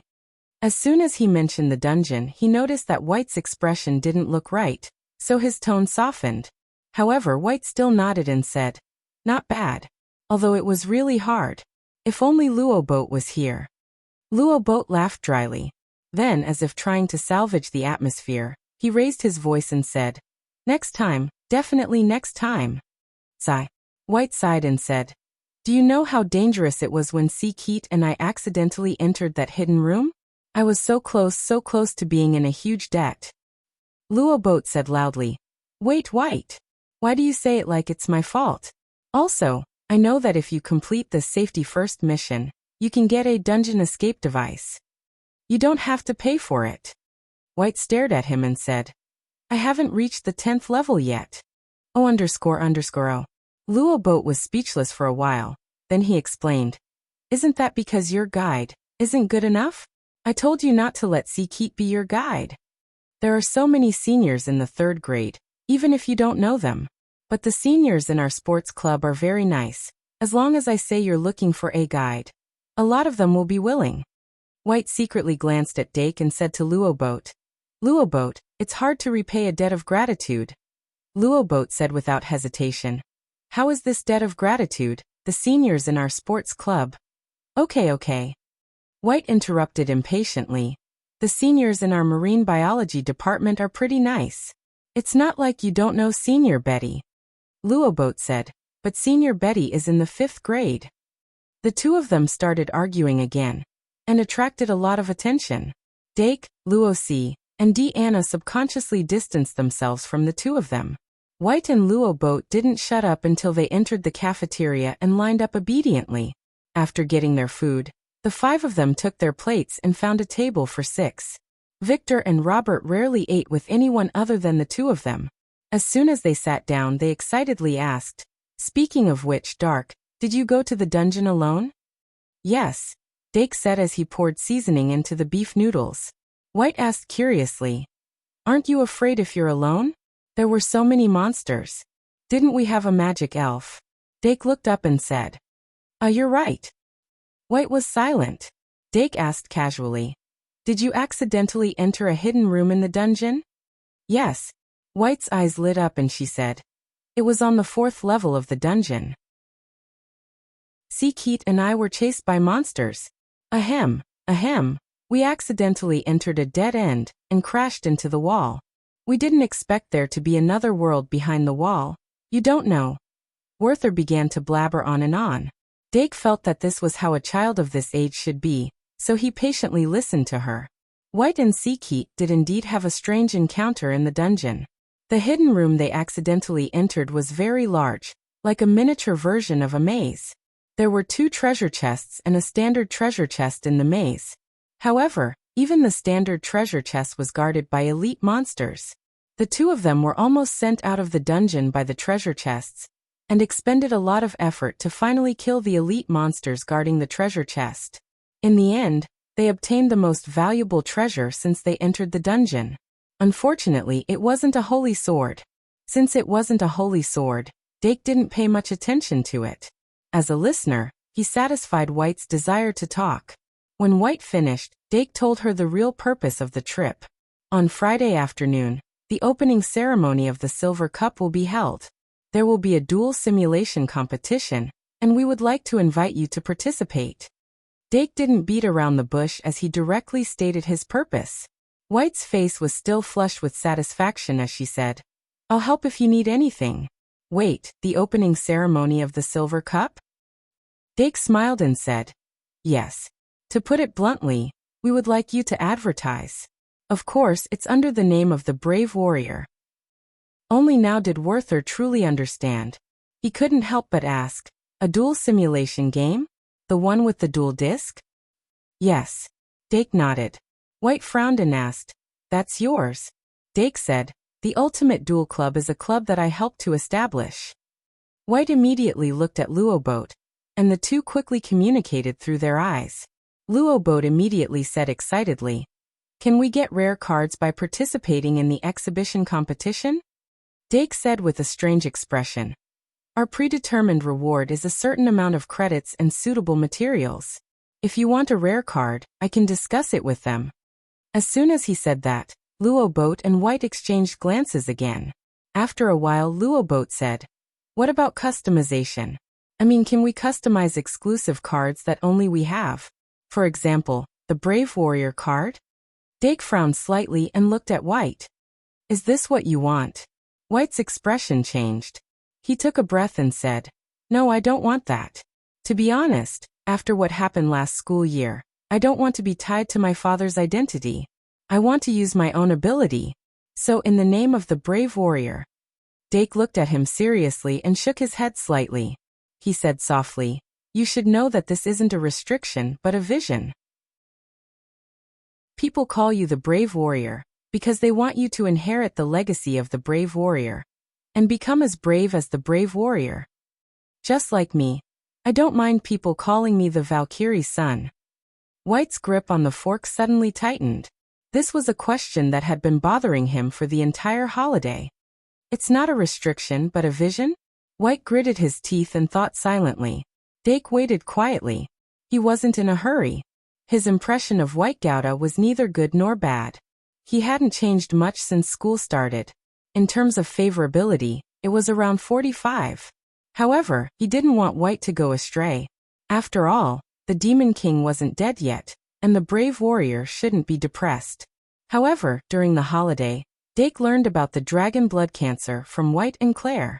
He also knew about the Brave Warrior's short lifespan, so he didn't support White to become a Brave Warrior. As for how the protagonist in the original game avoided a short lifespan after becoming a Brave Warrior, Dake didn't know because he didn't play the game. Moreover, the original game only lasted until the 6th grade. After that, it was probably just an epilogue with a few sentences. Or maybe it left a suspense for a sequel. In short, a game was just a game.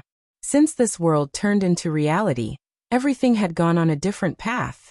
After Dake finished his lunch, he took out a wet wipe from his cup and carefully wiped the corner of his mouth.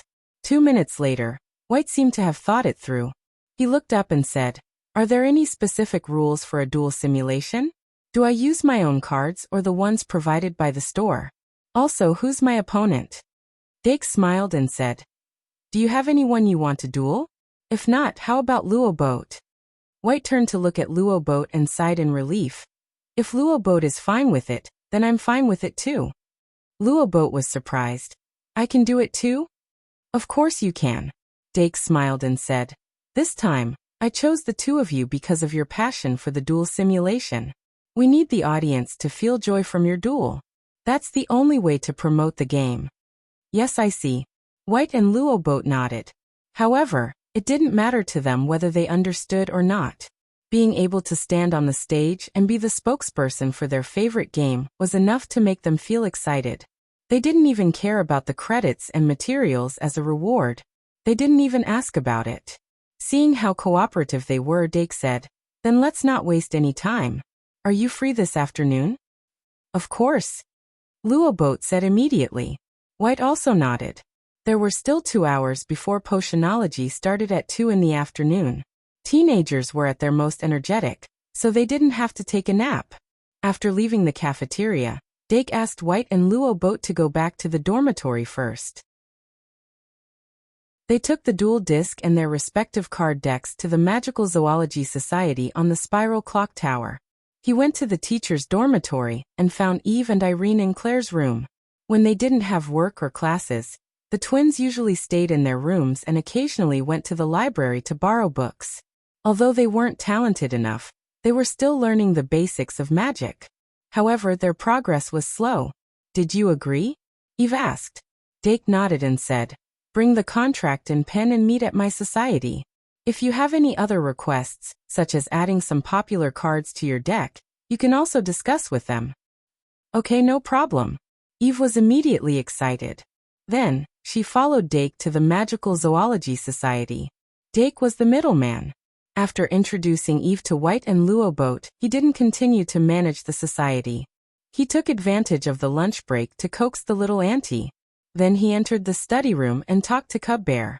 Although Shirley Augustine was a caged bird that was kept in the tower all year round, she was still a person of that era and had personal feelings and understanding of that era. Dake didn't ask about the details of her life in the dungeon. Instead, he tried to dissect her memories and find something useful. In fact, he was more interested in that period of history than Shirley herself. How did a kingdom that wasn't weak fall to ruin? In the process of resisting the invasion of the demon race, there were also those inspiring stories. Or perhaps, the royal family of the Northern Kingdom had some unknown secret? Dake specially brought fruits, pastries, and tea to pry some information out of Shirley's mouth. In fact, the awakening of the demons in the dungeon wasn't considered a crisis. Unless it was proven that a certain god was involved, the Academy had too many ways to suppress them. However, under this apparent crisis, there was a huge hidden treasure. Every demon that awakened their memories was a walking treasure chest. The memories in their heads were the greatest treasures. Dake realized this from the beginning. Now he was just reaping the rewards. Unfortunately, Shirley Augustine didn't seem to want to chat with him for too long. Dake could feel that Cub Bear was afraid of him. So after feeding her, Dake didn't force her to drink more. Instead, he left first. After all, he had plenty of time to drink more. After that, he might be able to write a book called The Rise and Fall of the Northern Kingdom. When he left the study room, he saw White and Luoboat demonstrating a duel in the living room. Dake actually didn't watch much of a duel simulation, so he sat down and watched with interest. After simplifying the rules and cards, the duel simulation became a more popular game. With White and Luoboat's skills, they were able to make good use of the little tricks that were specially designed to make the whole duel game look deep and easy to understand. In short, after watching their duel, the audience had the idea that I can do it too. And this was one of the hidden reasons why they were chosen. After watching the simulated duel between the two of them, even Dark had to admit that they were indeed one of the best choices. Eve was obviously very satisfied. She signed a contract with the two and arranged a rehearsal time with them. After they left, Eve reminded him, "Master, don't forget that there's another team." Dake rolled his eyes and felt a little pressured. If the existence of White and Luoboat was to let the audience understand and like the duel simulation, then the combination of Panduola and Winnie was to let the audience know that the duel simulation could also reach a certain level. But it wasn't easy to convince these two to participate. But for the sake of the society, Dake had to bite the bullet. After the afternoon potion lesson, Dake didn't return to his dorm. Instead, he went straight to the library. Since the start of the second year, he spent less and less time in the library. Other than the fact that he had to do less homework in the library, he also had another place to study in peace, which was the Magical Zoology Society. Basically, this was the current situation of the students in the Shungmalian Academy. Most of the students in the first year would stay in the library's reading room and the common room in the tower. But from the second year onwards, the club's classroom would become the main learning and activity area. Dake opened the door and entered the library. He saw Panduola, who had just sat down. Panduola Doragon was already in the 5th year, but she still hadn't quit her job as a librarian. Dake remembered that during the holidays, she had said that she wanted to recommend her mother to the school, but it seemed like it would take some time. Good afternoon, Senior. Dake took the form and skillfully signed his name. Panduola patted the stool next to her and signaled him to come behind the counter. Dake didn't plan to leave, so he sat down next to her. Panduola yawned and asked tiredly, "Did you go to the dungeon during the weekend?" "Yeah." Dake nodded. Panduola smiled and suddenly said, "I went too." Dake blinked and complimented, "You must have gained a lot, right?" Panduola didn't answer directly. Instead, she looked at the entrance of the library and said, "When I came back last night, I heard that a monster appeared in the dungeon." Dake asked curiously, "What monster?" Could it be that some other intelligent monster had been discovered? Panduola described it. "It seems to be a little monster that can smell the treasure chest. Do you know where it is?" Dark paused for a moment, then looked away and said, "Who knows?" Panduola smiled and said, "How many treasure chests did you get in the dungeon this time?" Dake tapped his fingers and said, "I didn't count them." "Why?" Panduola suddenly turned her head and stared into his eyes. She said seriously, "Treasure chests are usually very dangerous. The first 10 levels aren't too dangerous for you. You can do that, but you have to be careful when you go deeper, okay?" Dake subconsciously leaned back to avoid the fragrance that entered his nose. Panduola looked at his embarrassment and stood up with a smile. She didn't force him. "You know, I can smell the scent of a tier boss." "No, I don't know." Dake wanted to say that, but he didn't say it. Panduola said slowly, "When we were in first grade, we didn't enter the dungeon. So when I was in second grade, it was my first time entering the dungeon. The feeling it gave me was very safe, but also very boring." Dake stood up straight and chose to listen. Panduola continued, "The first 10 levels of the dungeon were difficult to find the way in the maze. But for me, who lived in a more complex environment, it was like a paper maze game. I could find the way even with my eyes closed. At first, I didn't realize that the scent I sensed when I first entered the dungeon belonged to a tier boss. It wasn't until I entered the 6th level that I found the scent, because I was passing by. Then I met the first tier boss in my life. I wasn't as strong as you. That tier boss was a big threat to me, but in the end I defeated it. After that, I obtained precious treasures from the tier boss's treasure chest. That set the foundation for my future path. It was also from then on that I started to search for tier bosses like crazy. Strategy, crusade, loot until I met it." At this point, Pandora paused for a moment. Dake listened attentively and asked, "Who?" "A tier boss," Panduola recalled. "A tier boss on the 17th level. To the current me, it might not be much. But at that time, the pressure it gave me was unforgettable. It was also at that time that I used my first dungeon escape device." In other words, her strategy had failed. A failed strategy to defeat the boss. For ordinary adventurers, this was actually a very common thing. As long as they didn't die in the strategy, they would attack the boss again and again. But ever since Panduola entered the dungeon, she had never failed. That could be said to be a very important turning point in her life. She wasn't like the adventurers outside. She had the dungeon escape device, which allowed her to survive. But without the dungeon escape device, that tier boss's blade would have pierced through her body. Seeing that Dake was listening attentively, Panduola said seriously, "So you have to be careful. Being able to find treasures easily isn't a good thing. Moderate greed can push us to grow, but excessive greed can only bring destruction. Without the dungeon escape device, you can't start over. Don't lose yourself." "I understand." Dake nodded in agreement. After a while he asked curiously, "Senior, what was that tier boss like? Did you succeed in the crusade?" Panduola shook her head and said, "No. When I mustered up the courage to challenge it again, it was already gone. Maybe it was attacked by others, or maybe it was melted down by the dungeon. Who knows?" Dake asked, "Did it use a blade?"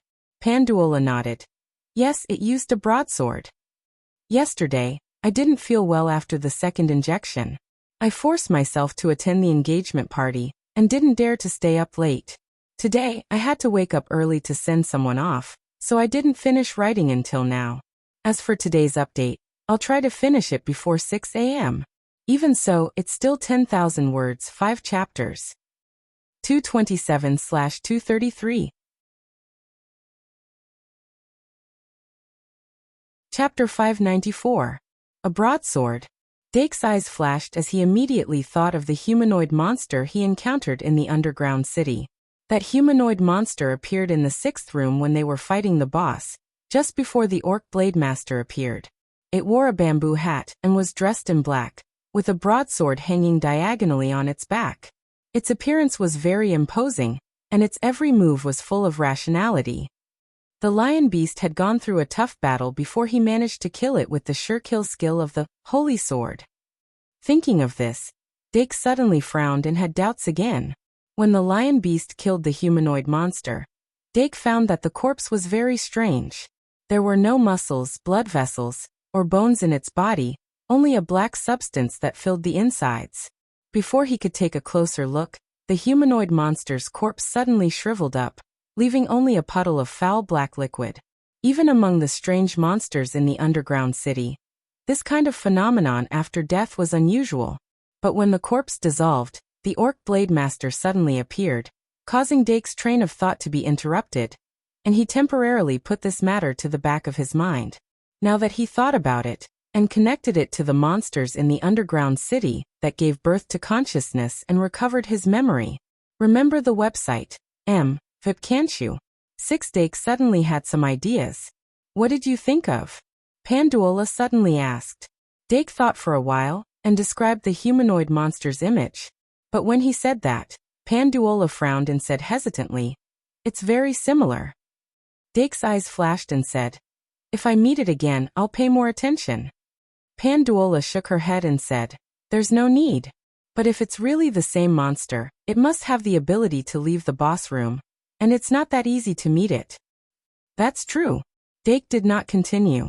He then chatted with Panduola for a while before he talked about the purpose of this trip. Panduola was a little surprised. "So you were the one who made that game that makes people lose their will to play?" Dark's gaze drifted and he laughed. Spiritual entertainment is also very important. He wouldn't tell his senior sister Panduola that simulated duels could help one improve. Although there were such effects, it was just a byproduct of entertainment. If one really wanted to improve their dueling skills, there were many ways to do so that were faster and more effective than dueling simulation games. The essence of a duel simulation game was still a game, not a duel. Dake's initial motive for creating a simulated duel was to start a business, to make money. Therefore, when it came to business, he directly told Panduola about the rewards that the Nationwide Duel Club could promise.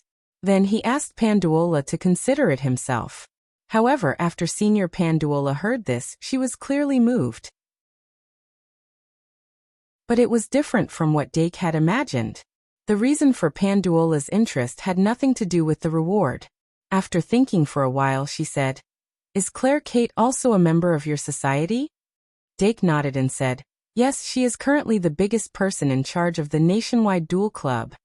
Panduola's eyes lit up, and she said, "Then can you use her connections to help me do something?" Dake asked, "What is it?"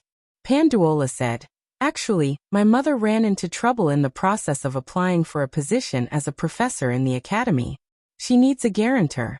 A guarantor who can obtain the recognition of the academy." Dake was puzzled. "Aunt Hephaestus? I remember that she wanted to apply for a position as a professor of magical beasts?" Panduola nodded and said, "Yes. The first grade still lacks a probationary professor who can teach magical beasts in their interest class." "Like Professor Nini?" Dake thought for a while. Panduola said, "In short, if you can help my mother enter the academy and become a professor, I will owe you a huge favor. Not to mention this exhibition match, I can even accept any advertisement endorsement in the future. You know, my popularity is not bad." It was more than not bad. Dake couldn't help but laugh. "Although I really want to settle it, I still need Aunt Claire to understand the real situation before I make a decision. But I don't think it's a big problem." Panduola was clearly happy. "I hope so. I've been troubled by this matter recently. Fortunately, I have you." Dake shook his head. "You could have come to me earlier." Panduola said shyly. I haven't thought of what to give in exchange, have I? By the way, Senior, how is your relationship with Senior Winnie? Dake thought for a while and asked. Winnie Scardy. Panduola was puzzled. Dake nodded and said, Yes, we want to invite her to be your opponent. You really are greedy. Panduola was a little dissatisfied. Isn't it enough to have me? Dake hurriedly said. How can you say that? Of course, a duel needs 2 contestants. Of course I know that, but aren't there 2 people here? Panduola raised her hand and pointed at herself and Dake. Dake said helplessly, but our strength isn't equal. Panduola blinked and said, It seems that in your eyes Winnie and I are equal in strength? No, Dake hurriedly said. I mean perhaps in the eyes of the audience, your positions are quite similar. Also, we already have a male team, so we need another female team. Male team? Panduola frowned slightly. Who is that? Dake said. White and Luo Boat. It's the hero's son, and his followers. Oh. Panduola said uninterestedly. Winnie it is. But I don't know her well. Dake said regretfully. There's no other way. I'll have to think of a way myself. No. Panduola didn't know why, but she suddenly said. I can try. Dake said in surprise. Really?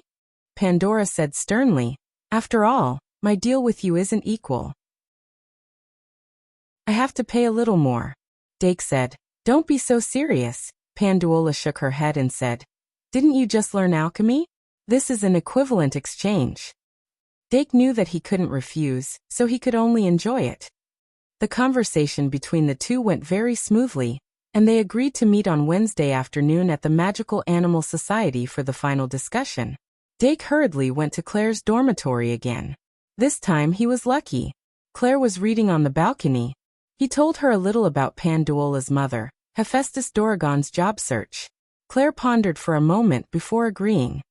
Hephaestus is a sinner, so it's normal for her to need someone to vouch for her.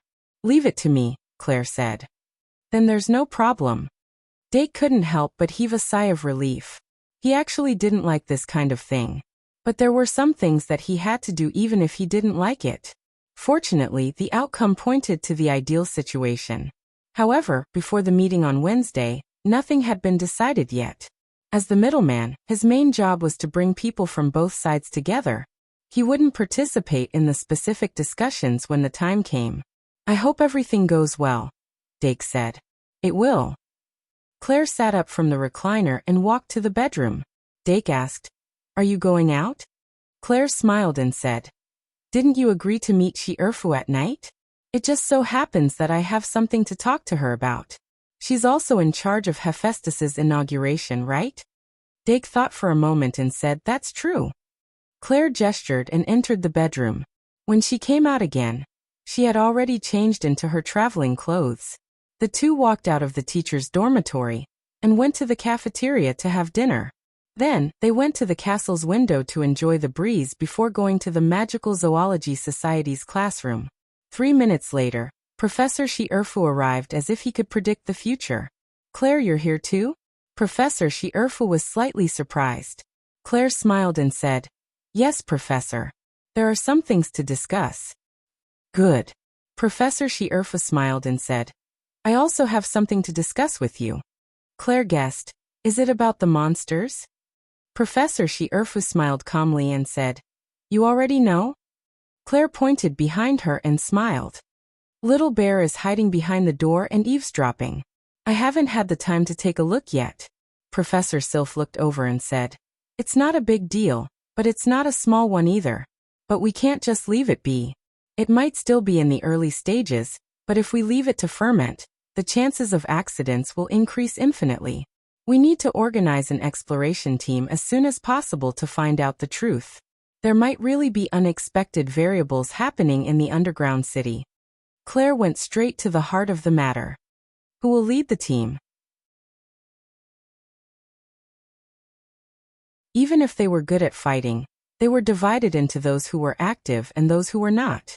Moreover, although this matter was not obvious in the early stages, it was easy to speculate the depth of the situation in the later stages. If this spread out, it would not be a good thing for the Shungmalian Academy. Therefore, they had to be very careful in the selection of members. The only members that Professor Shi Erfu had confirmed so far were Claire and Professor Pawa Cheong-si, who had just been recruited. Even Professor Kazel was only on the list for the time being. By the way, this is the suppression lock that Kazair hurriedly made. Put it on that monster. Professor Shi Erfu took out a pair of jade bracelets the size of a bracelet and handed them to Dake. Dake took the jade bracelets and observed them carefully. This pair of jade bracelets, called the suppression lock, were almost flawless in appearance. There was a hint of green in the white. However, on the inside of the jade bracelets, there was a complicated circuit engraved like a circuit board. The word lock could be seen on the inside of one of the jade bracelets. The word create was engraved on the inside of the other jade bracelets.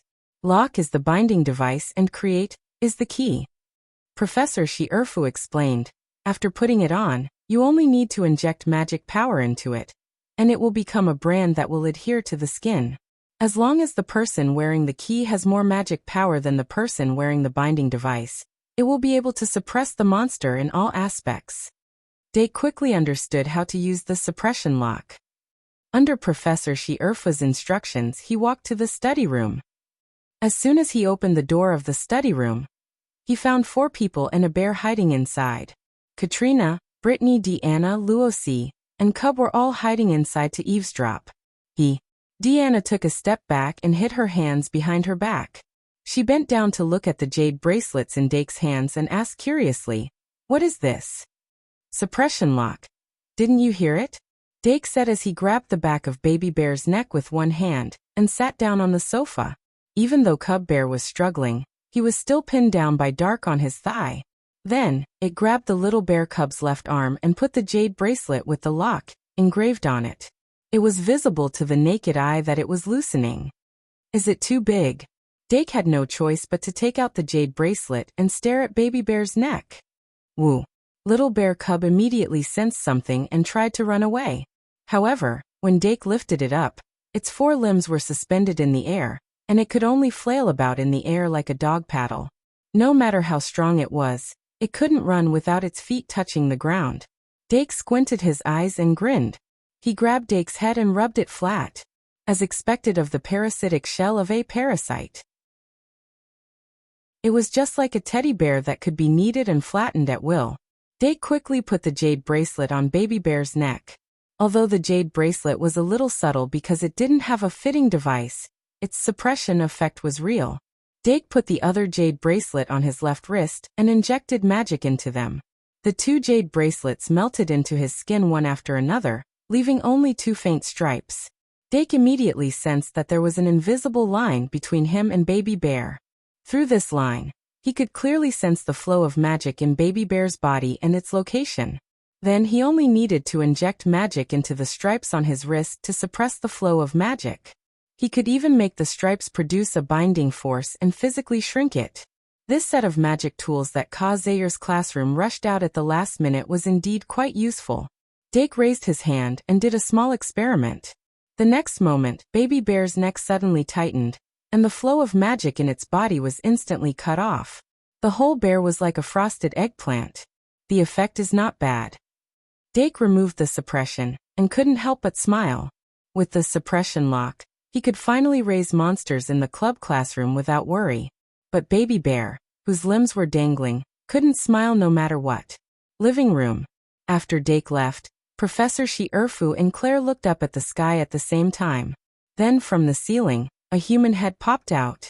Professor Li, who was making a funny face, was glared at by Professor Shi Erfu, but she couldn't help but laugh. Professor Shi Erfu was too lazy to care about her and asked, "If Dake comes along, you'll be responsible for his safety." Bingo. Professor Li put her right index finger and thumb into a circle and pressed it on her big round eyes like a monocle. Her face was full of excitement. Something interesting finally happened. The fairy's curiosity was about to jump out of her chest. Li knew very well that under normal circumstances, she wouldn't be on the list of Professor Shi Erfu's team members. But since she eavesdropped, everything was out of Shi Erfu's control. But now, it seemed that Shi Erfu was quite sensible. she thought to herself happily. Seeing Professor Lily shrink back from the ceiling, Claire's lips curled up into a meaningful smile. Little Fairy is still as naive as before. She doesn't realize that Earfu has put a lock on her. Little Dake is her suppression lock. Professor Earfu and Claire didn't talk for too long. They called Lily and returned to the faculty dormitory to continue the in-depth discussion. After the professors left, the atmosphere in the Magical Zoology Society finally became lively. Katrina and Brittany were sitting around the guest table, excitedly guessing how thrilling and exciting the professor's trip to the dungeon would be. Their envious gazes penetrated the walls as they looked at their president, who was likely to accompany them. Deanna and Luosi rushed to do their homework. Little Auntie Bird, who escaped from the room, jumped on the table and caused trouble everywhere. In the study room, Dake continued to pry the bright red melon out of the bear cub's mouth and ate it in big mouthfuls. It wasn't until 9:30 that Dake reluctantly left the Magical Zoology Society and returned to the dormitory with some of the enchanted fairies. Then he waited for Aurora, who came to deliver supper. He chatted with her about the study and life in Victoria and Phoenix. They also discussed the teaching content of the mathematics lesson. Dake didn't forget his duty as a teaching assistant. He spent some time preparing before he washed up and meditation. Deep into the night, he laid on his bed and looked at the ceiling. The system list of great sins gradually appeared in front of his eyes. The situation of great sins this month was not good. Pride, 9192. Envy, 4243. Rage, 8392. Sloth, 6360. Greed, 9298. Gluttony, 7987. Bliss, 9193. On the 10th of September, the situation was still good. However, after only 20 days, everything seemed to have collapsed. The situation on the list looked like a mountain road that had been ravaged by a mudslide. There were mountains of mud and sand everywhere. Dark blinked and quickly reflected on his actions. In September, he drew 2 points of pride, 10 points of bliss, and 8 points of greed. However, after drawing so many points, it still couldn't make up for the increase. Among them, pride was restrained, and the net increase was only 1 point. Envy's fluctuation was not a big deal. Sloth was the only one that decreased. This meant that he was diligent enough in September to even gain the recognition of sloth. Bliss was still increasing, but because he had drawn 10 points, it was barely stable. Other than that, the other 3 great sins were the most severe disaster areas. Rage had jumped from 83 points to 92 points because of Gate of Truth, and it had crossed the threshold to be drawn. Gluttony had also increased from 79 points to 87 points because of Midnight Snack Trap, which was an increase of 8 points. With another 3 points, Gluttony would also cross the threshold. The situation was very serious. The scariest thing was that Gluttony was different from Rage. It was accumulated every day, and it would continue to accumulate if nothing went wrong. Even so, it was far less than Greed. Under the premise that 8 points were drawn, Greed had a net increase of 6 points. It had reached a peak of 98 points. When Dake felt that something was wrong, he had restrained himself. However, the dungeon was a devil's den that stimulated greed, and he had nowhere to hide. Every time Trash Slime evolved, every time he found a treasure chest, his greed could not be controlled. However, he had no choice. Opening treasure chests was too enjoyable. After this dungeon adventure, Dake knew that he could not resist the temptation of treasure chests. There were only 2 ways to control his greed. The first method was to leave Trash Slime in the hostel or club classroom and not bring it into the dungeon. The second method was to reduce the number of dungeon adventures and not enter the dungeon at all. At the thought of how he was still worried about not having enough great sins to absorb in the first half of September, Dark felt that he was sometimes too naive.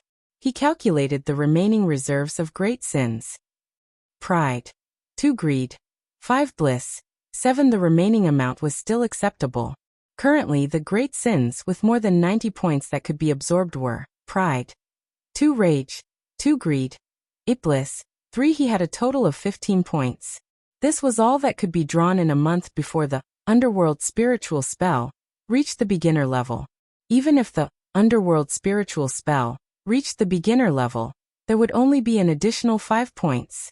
If he could hitch a ride with the professors in October, he would have to enter the dungeon at least once. But that would be Friday the 11th of October. It would not affect the drawing plan in October.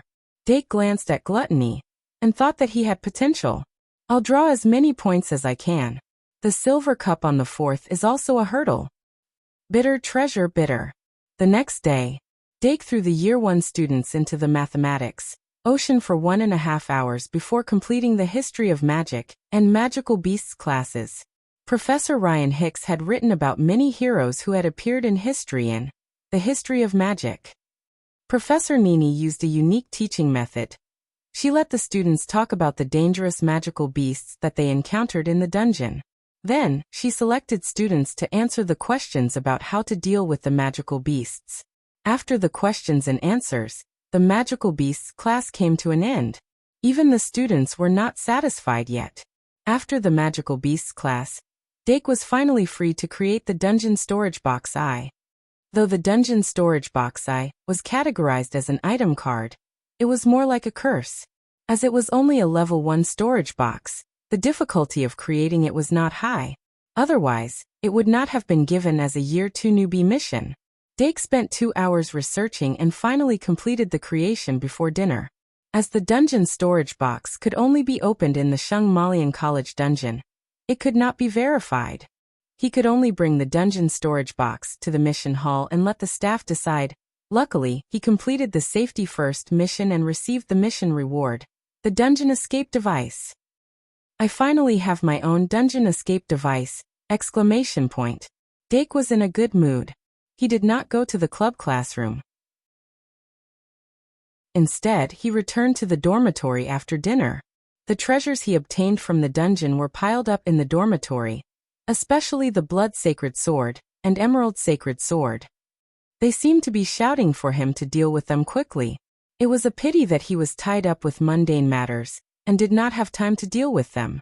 Dake was not prepared to deal with the Blood Sacred Sword. As for the Emerald Sacred Sword, he planned to use the single scabbard as a reference to create a Pokemon type, Magic Guide Spirit. Let me see what materials were used to create the single scabbard. He sat down in front of the desk and flipped open his notebook. First, there is a sacred sword. Then there is the elven wine used to recover mana. Of course, I don't really need it now. Then there is the secondary core Jade Shield Turtle. 3 points greed. The Emerald Sacred Sword is a grass-type sacred sword. If it is successful, it can only be a grass and fighting-type sword saint. Polygon.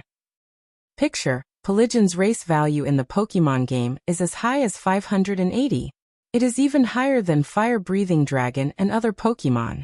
If enough precious materials are used to create it, it is very possible to create a 3rd-tier Magic Guide Spirit. Now that the Vampire's Daughter is being raised, it is very likely to become the new face. So, I have to be careful. Dake picked up the pen and carefully considered it. Since Polygon is a grass type, it should be compatible with Jupiter in theory. The corresponding great sin is stuck. Pride is the sun, bliss is the moon, greed is Saturn, envy, Mercury. Then only sloth, fury, and gluttony are left. Forget it, there is no rush. I will draw fury tonight to analyze it. Then I can further narrow down the range. Now the main thing is to choose the secondary materials. Single scabbard is only a 4-star Magic Guide Spirit. If Polygon is at least a 7-star, it might need more secondary materials, and its value will be higher. Let me see if there are any materials that can be used. Thinking of this, Dake got up and started searching. Not long after, he returned to his seat and temporarily gave up. Polygon was a type of Pokemon similar to antelopes and deers. If he chose a secondary core, in theory he should choose this direction. However, he did not have this type of material. Even among the grass-type materials, the only ones that were more valuable were the wooden carving and the Flower of Dreams. Troubled. In this case, I can only put the Emerald Holy Sword away for now. Dake could not help but frown. When he opened the treasure chest, he felt so good. but when he was dealing with it, he realized how difficult it was. The two holy swords cannot be used in the current situation. I can only start with other treasures. At least before entering the dungeon next time, I have to increase my effective combat power. In order of value, the Blood Crystal Crown and the Magic Fire are next. As for whether the Dragon Tooth Sword was forged with a dragon tooth, what kind of creature's information is recorded in the biological pearl? Was that map a treasure map or not? What kind of potion is in the bottle? What is the dropped item of the Soul Flayer? What kind of creature does the blood of the blood crystal belong to? There are still many things that need to be researched. For now, let's start with the Magic Fire. At least I can understand the words in this magic book. Moreover, it is a high-level magic book that can guide a mage to learn magic. Dark quickly calmed himself down and flipped open the spellbook. The first page of the Magic Fire had a hexagram array just like the cover. The next page was the title of the book and the line of words. The magic fire burns fiercely, and no one knows where it belongs. When he was in the dungeon, he could not really calm down and comprehend it. Now that he looked at this line of words, Dake suddenly had a taste of it. Then he raised his hand and raised his index finger. Poof! A gray-colored flame the size of a grain of rice instantly rose and jumped on his fingertip. This is... He had an idea and opened his palm again. The real, underworld fire came out from his palm. Both were gray and emitted a similar aura, but the underworld fire was obviously colder and more vigorous. Dake seemed to have understood something. When he first obtained the magic fire in the dungeon, Dake had grasped the basic method of transforming magic into magic fire under the guidance of this magic book. However, the nature of magic fire changed according to the magic power. Dake had not carefully studied his magic power, but he had always hidden a underworld fire in his palm that was closest to his right index finger. Now with a thought, he could use magic power to simulate a flame that was similar to the underworld fire. If he could simulate the underworld fire, then what about other types of flames? Dake suddenly focused and looked at his finger, guiding the magic power to change. In the next moment, a golden flame ignited on his middle finger. The golden flame was as dazzling as the sun and emitted a strong arrogant aura. Little demon, Dake subconsciously called out. The little demon flew down and stood at the corner of the table. Then it also stared at the flame in Dake's hand. However, the difference was that its forehead was sweating. Hey dear master, don't tell me you're thinking of. Dake slowly extended the golden flame towards it. Be good. No, not good. The little demon shook its head and turned to escape. The little demon did not want to become a little demon's meat. Dake smiled and retracted his hand. No matter how bad he was, he would not use fire to burn his own familiar. It was just a subconscious action. This golden flame was different from the gray, underworld fire. It had a very high temperature. He tore off a bit of the draft paper and placed it in the golden flame. Then it ignited instantly. It has the basic characteristics of a flame, and it should have the ability to affect one's emotions to a certain extent. After confirming, Dake withdrew all the flames in his hand. Then he extended his index finger again and focused slightly. A pink flame with a transparent center ignited at the tip of his finger. If the golden one is the pride fire, then this pink one is the bliss fire. He flicked his middle finger, and a bluish-purple flame rose into the air. This blue one is the greed fire. 3 flames, 3 characteristics. Dake tested them one by one and finally came to a conclusion. The pride fire had the highest temperature, the greed fire had the strongest burning ability, and the bliss fire lasted the longest. Other than these 3 flames of great sins, the other 4 flames were difficult to use. Dake withdrew the flames and continued to focus on magic fire. However, at this moment, his interest in this magic book was even stronger. After mastering the most basic technique of transforming magic into flames, he could now turn to the 3rd page. The 3rd page of Magic Fire was the contents page. 1st chapter, Magic Fire. 2nd chapter, Soul Fire. 3rd chapter, Void Fire. 4th chapter, Undying Fire. 5th chapter, Forbidden Fire. There were a total of 5 chapters, describing 5 different types of magic fire. Dake's attention was attracted by the second chapter, Soul Fire, at first glance. He couldn't wait to try the second chapter, then he immediately developed. This magic book could only be flipped page by page. Then what's the page number of this table of contents? His face darkened as he turned to the 4th page. The first line of the 4th page was first chapter, Magic Fire. In order to reach the Soul Fire, Dake had to patiently flip through it. The first chapter mainly talked about the physical application of magic fire, which was the magic fire materialization.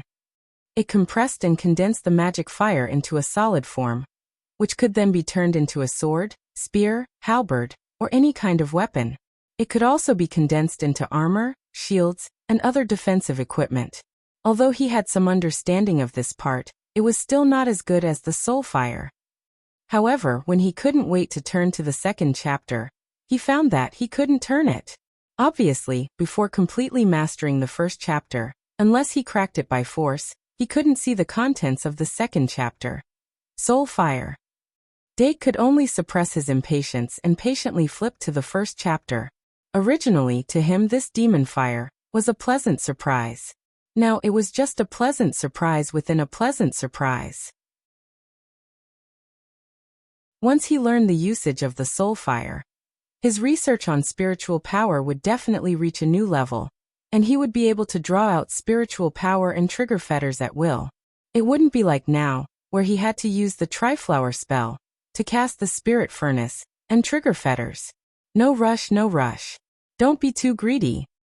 October is a month of abstinence. During the dueling class on Wednesday, Professor Cheong-si reminded the qualified students to not forget to sign up for the Silver Cup before announcing the end of the class. Dake picked up a portion of his loot from the dungeon and brought it to the Magical Zoology Society. This afternoon, there would be a gathering of the Ultimate Dueling Society in the classroom. Not only would Senior Panduola bring Senior Winnie along, but Aunt Claire would also be there with Eve and Aaron. After their discussion, Dake would take the opportunity to ask them some questions. For example, was the dragon tooth sword really made from dragon teeth? The material value of the dragon tooth sword wasn't low. If it was really made from dragon teeth, it could be used as a rare dragon-type material. If Dake wanted to research the directional refinement of the blue-eyed white dragon, he would have a huge demand for such dragon-type materials. Even if he didn't use them to refine the blue-eyed white dragon, he could use them to refine other dragon types or special potions. With the size of this dragon tooth sword, it should be able to be used for a long time after grinding it into powder, right? He couldn't help but think. It's only 1 a.m. I can still do it. 230/233, 3 chapters left. I'll be done with 10,000 more words. Please vote.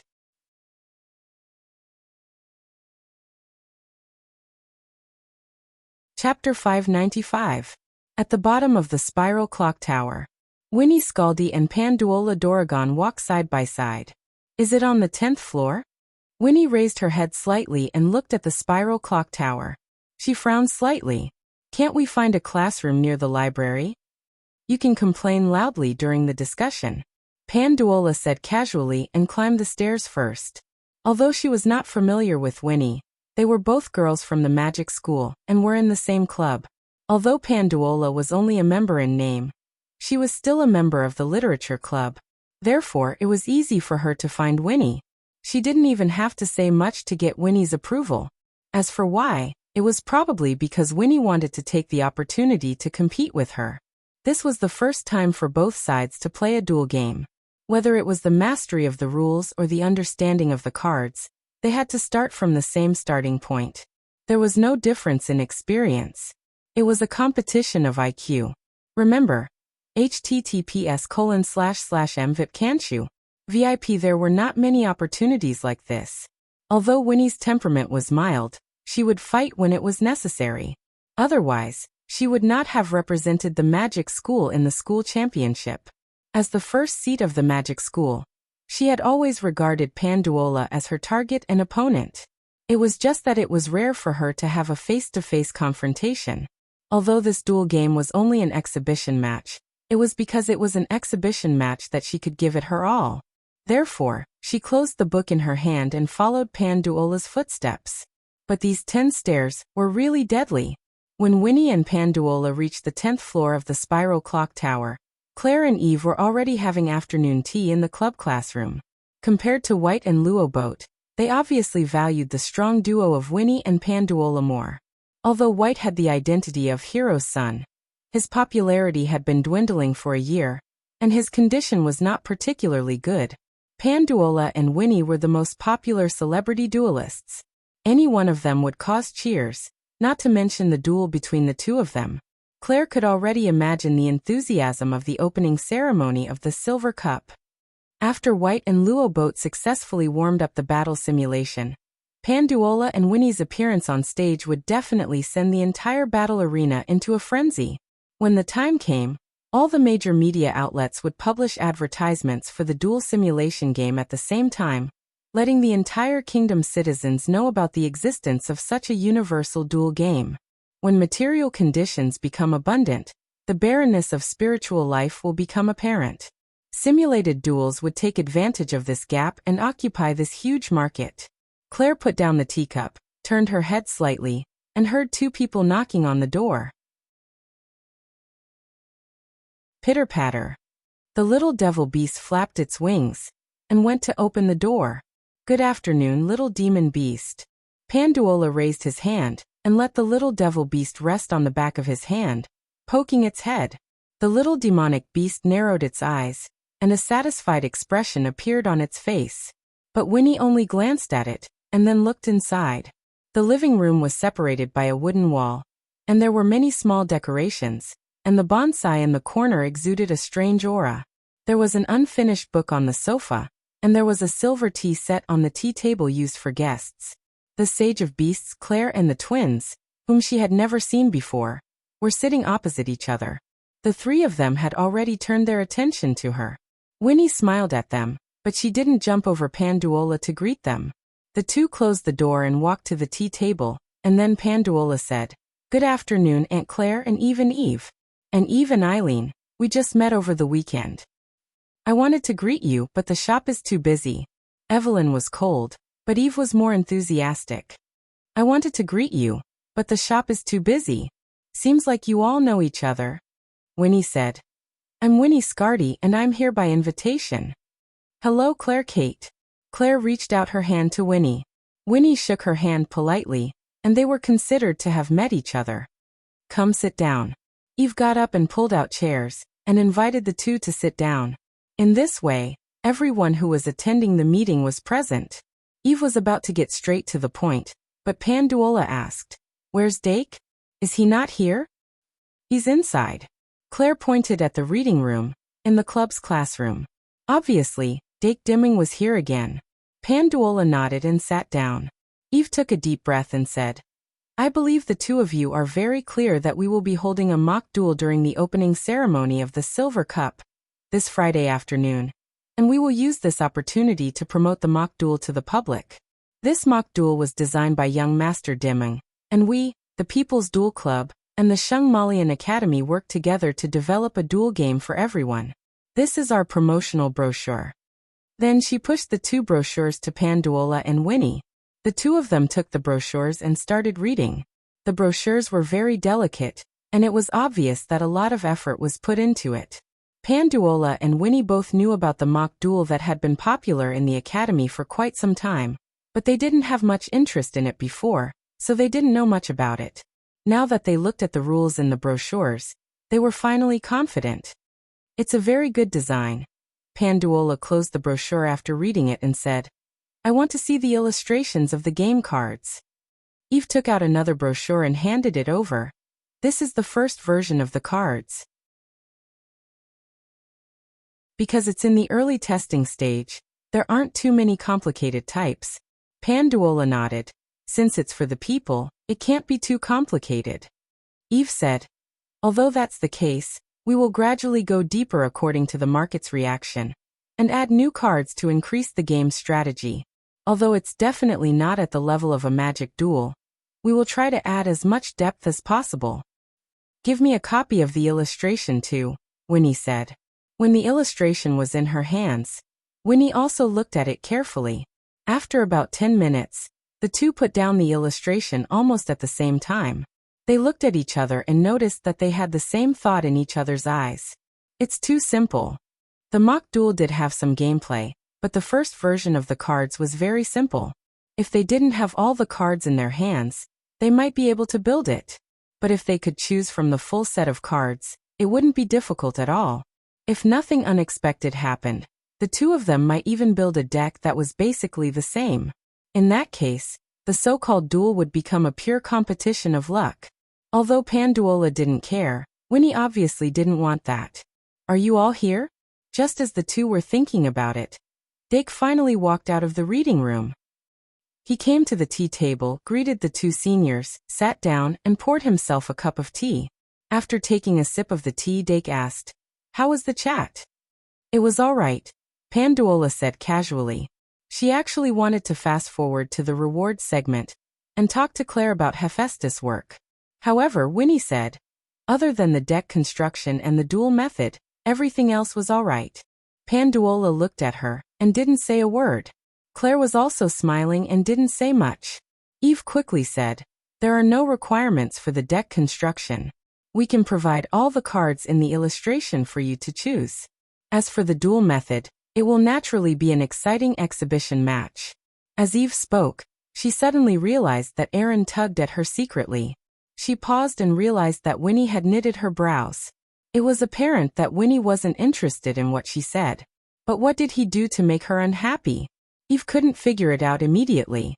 Dake observed Winnie's expression and said, "Even if it's an exhibition match, you should give it your all, right?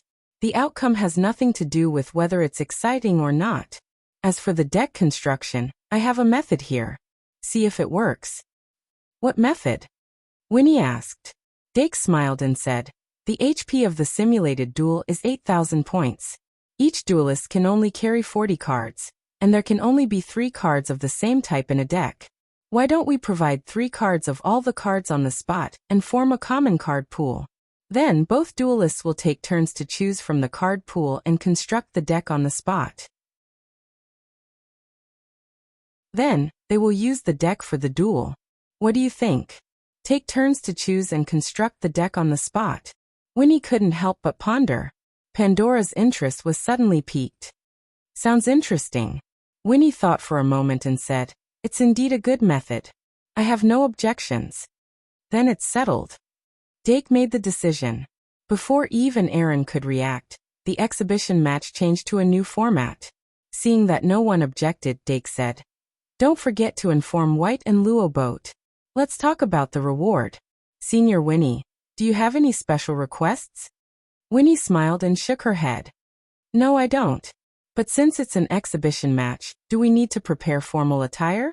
Dake blinked and looked at Panduola. Formal attire was good. He hadn't seen her wear formal attire since Christmas.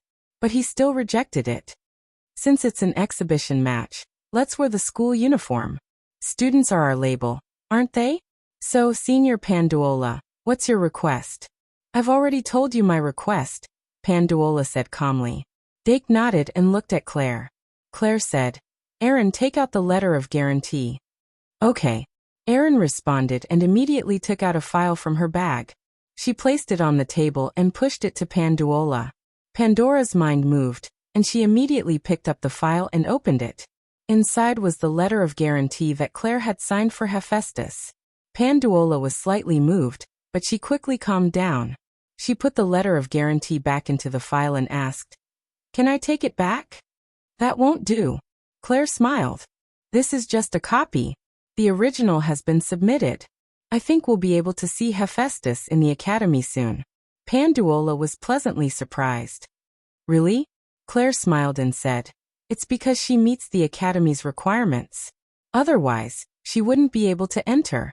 If she's fast enough, she might even be able to participate in the opening ceremony of the Silver Cup."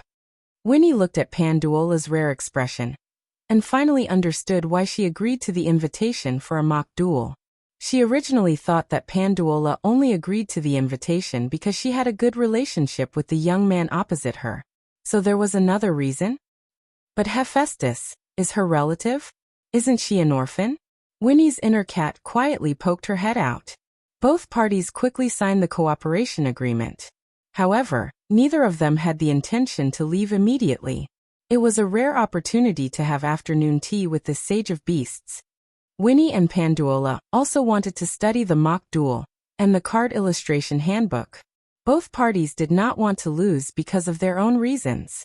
If they did not want to lose, they naturally had to spend time studying. However, while they were studying, they were also talking. After Claire was done, she also took out a book and chatted while reading. This ability to split one's attention was passed down from generation to generation. Dake saw the opportunity and quietly returned to the office to take his backpack and the Dragon Fang sword. Then he placed the Dragon Fang sword on the table and asked eagerly, "Senior, take a look at this sword. What do you think of the material?" Panduola looked up and casually said, "It's a sword made from the fangs of a fanged boar dragon. It's passable." Fanged boar dragon? Dake's tone faltered. He suddenly felt that the sword in his hand did not smell good. Although a fanged boar dragon was also a dragon, it was the dragon that looked the least like a dragon among the dragon subspecies. Other than their large-sized dragon scales and a sharp horn on their head, they were completely in the shape of a wild boar. The Dragon Fang sword in Dake's hand was made from the fangs of a fanged boar dragon. Moreover, the fangs of a fanged boar dragon were a renewable resource. Under normal circumstances, a fanged boar dragon would change its fangs every year. When the demons were at their peak, there were high-ranking vampires who reared fanged boar dragons to harvest their dragon fangs. Because of that, the price of dragon fangs on the market plummeted for a long time. "You got this Dragon Fang sword from the underground city, right?" Winnie suddenly asked. Dake sighed and said, "Yes, I got it from a treasure chest." Winnie said, "The underground city can always replicate all kinds of things, just like the Dragon Fang sword in your hand. It's obviously made from dragon fangs, but the craftsmanship is extremely poor. Other than the blade, the rest of it looks like it's simply nailed on. However, that's good. It's easy to disassemble it. I suggest you take out the dragon fangs and grind them into powder, and throw away the rest of the shell." "That's what I was thinking." Dake's eyes lit up. The two of them had the same idea. Dake struck while the iron was hot. He took out a horn that looked like the Dragon Fang sword, but it was made of good material. This rhinoceros horn was thick and long. Its value was even higher than Dake's cat grass.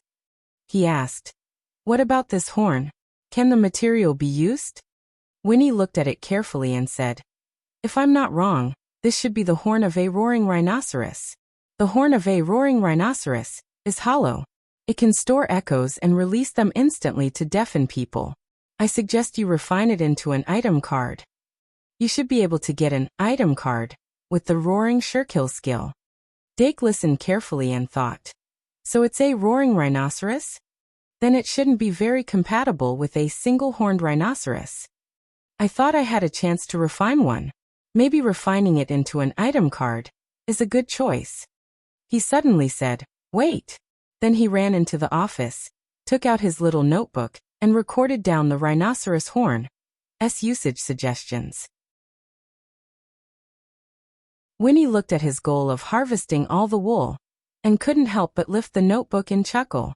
But what Dake took out next made her frown. She pursed her lips and said, "Biological orb?" "Yes, biological orb." Dake carefully took out the biological orb from a box and placed it on the table. The biological orb was about the size of a fist. It was crystal clear, and there was a very small thing that looked like a biological embryo hidden in the middle.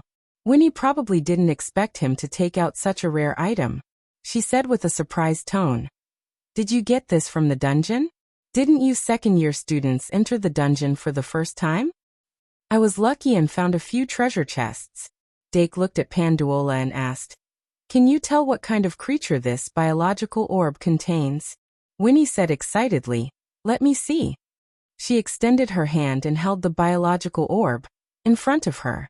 Her eyes lit up as she observed it. On the other side, other than Eve and Aaron who didn't know much about it, Claire and Panduola also noticed it. Claire put down the biological orb and said with a smile, "You're really lucky. When I was in the college, I rarely obtained biological orbs from the dungeon. If it's information about an extinct creature, it's even more valuable. She turned to Winnie and asked, "How is it? Do you see anything?" Winnie's eyes narrowed and said hesitantly, "It looks like a reptile. I'm not sure. If you want to identify it further, you'll need professional equipment to map out the creature's information." "Let me do it," Panduola said calmly and extended his hand to grab the biological orb in Winnie's hand. But Winnie knitted her brows and didn't have the intention to let go. Panduola knitted her brows. Mana flowed out from her fingertips and surrounded the biological orb. Then, she exerted a little force and snatched it from Winnie's hand. She didn't care about Winnie's reaction and placed the biological orb in front of her. Then, she widened her eyes and a trace of golden red flashed across them. Draconic aura? Winnie turned her head abruptly and stared at Panduola's excessively fair face. Black hair and black eyes.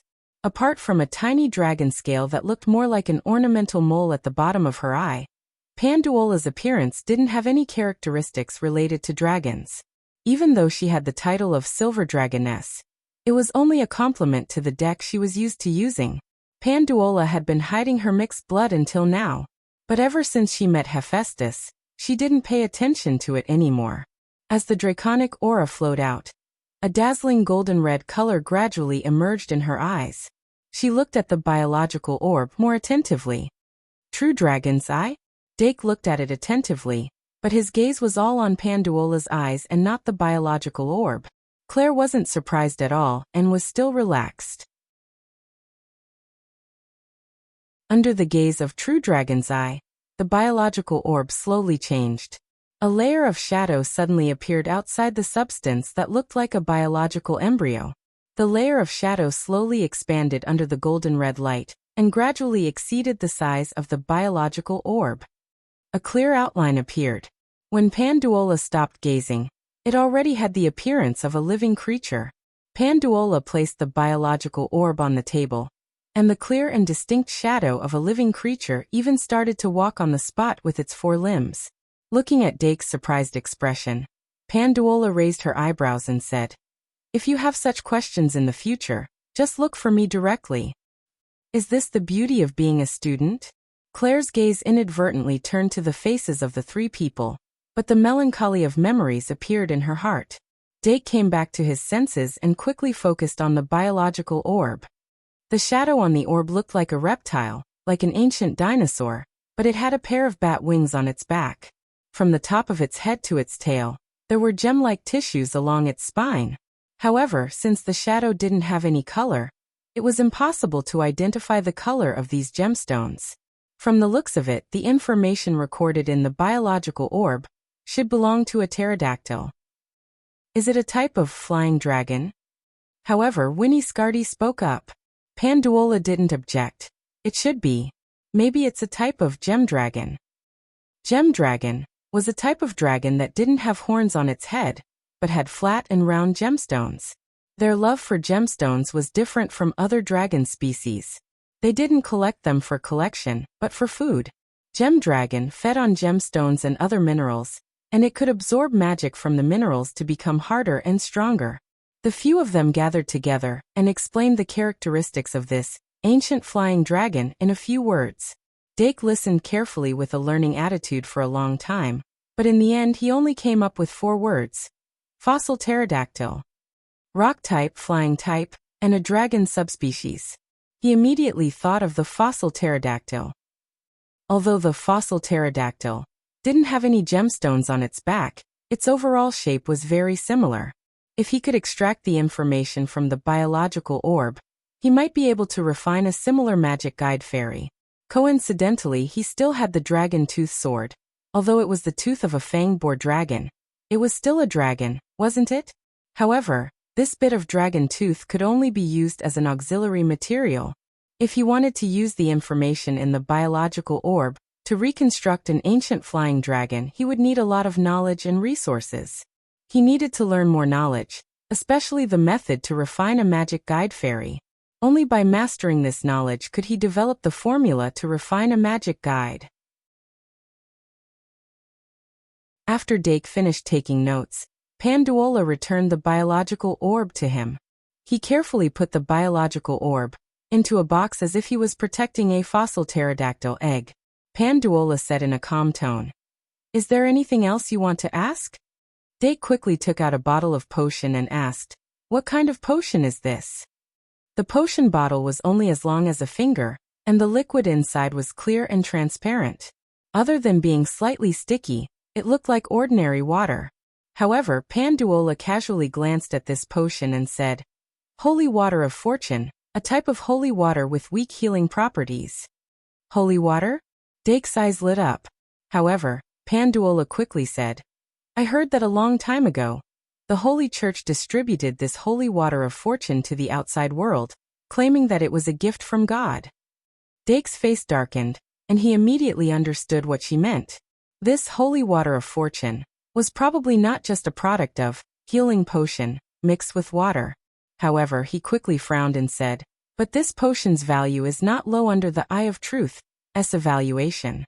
"That's because of the bottle," Winnie said casually. "This bottle is a magic tool with special power. It can seal potions for a long time without spoiling." "I see." Dake quickly took notes. This kind of magic tool was often used to seal potions that spoiled quickly. It was very useful whether it was daily life or time. Of course, there were similar tools sold in Traveler Street, but the price was a little expensive. Dake suddenly thought of something and asked, "Then what is the spiritual substance left behind after a soul flayer's death?" Panduola quickly said, "Soul remnant can be used to create a base for a magic guide fairy card. It has better effects than the base made from fairy honey and brain lobe essence.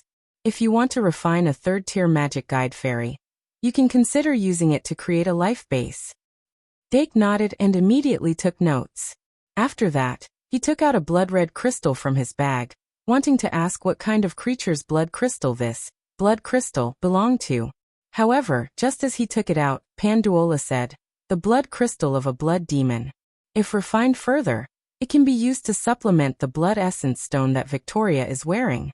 Blood demon was the second evolution process for non-hereditary vampires. After a human received the embrace of a vampire, they would become a blood slave without any rationality. The next step was to evolve into a blood demon, and finally, vampires. Even if these blood crystals were not used to create blood essence stones, they could be given to Victoria to eat as snacks. Of course, Dake did not advocate such extravagant and wasteful behavior. However, if it was not eaten as snacks, but used by Victoria as a material for magic refinement, according to the rules, Victoria would have to pay credits or take a loan. However, the Academy's rules in this regard were not strict. There were many ways to take advantage of the loopholes.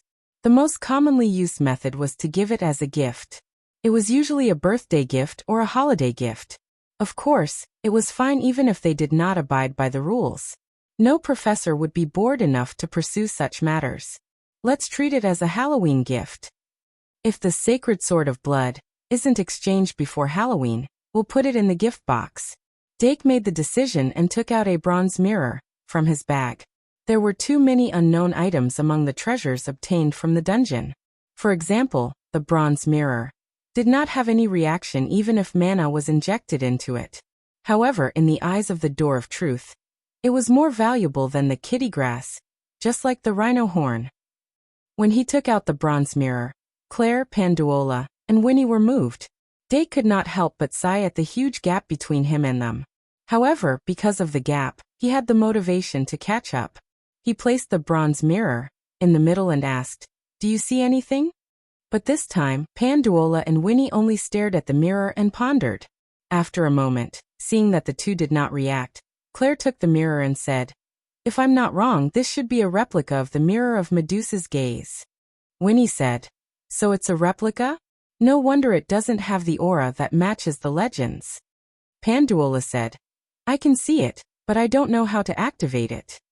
"It's not difficult." Claire stretched out her finger and pressed it on the mirror. This bronze mirror, which was obtained from the between bronze treasure chest, had a round bronze frame. The edges of the frame were engraved with beautiful and complicated patterns. The rust on the surface was the remnants of time. Claire gathered mana on her fingertips and wrote a line of spells on the mirror very smoothly. After the last stroke, she withdrew her hand. The mirror was already suffused with a gray light. Then she picked up a teacup from the side and slowly approached the mirror. When the teacup touched the light, the side of the teacup was covered with a layer of stone. She moved her finger and pushed the teacup against the mirror. The teacup was completely petrified in the blink of an eye. However, when the magic of the bronze mirror was exhausted and the gray light disappeared, the petrified shell of the teacup fell off and disappeared. Claire said, "Apart from the fact that it has to be illuminated continuously, and that the petrification effect is different, it's no different from the real thing. That's already the difference between heaven and earth, okay?" Dake complained in his heart, but there was excitement in his eyes. If he could craft this bronze mirror into an item card, he would have the first magic card with powerful control. He did not stop.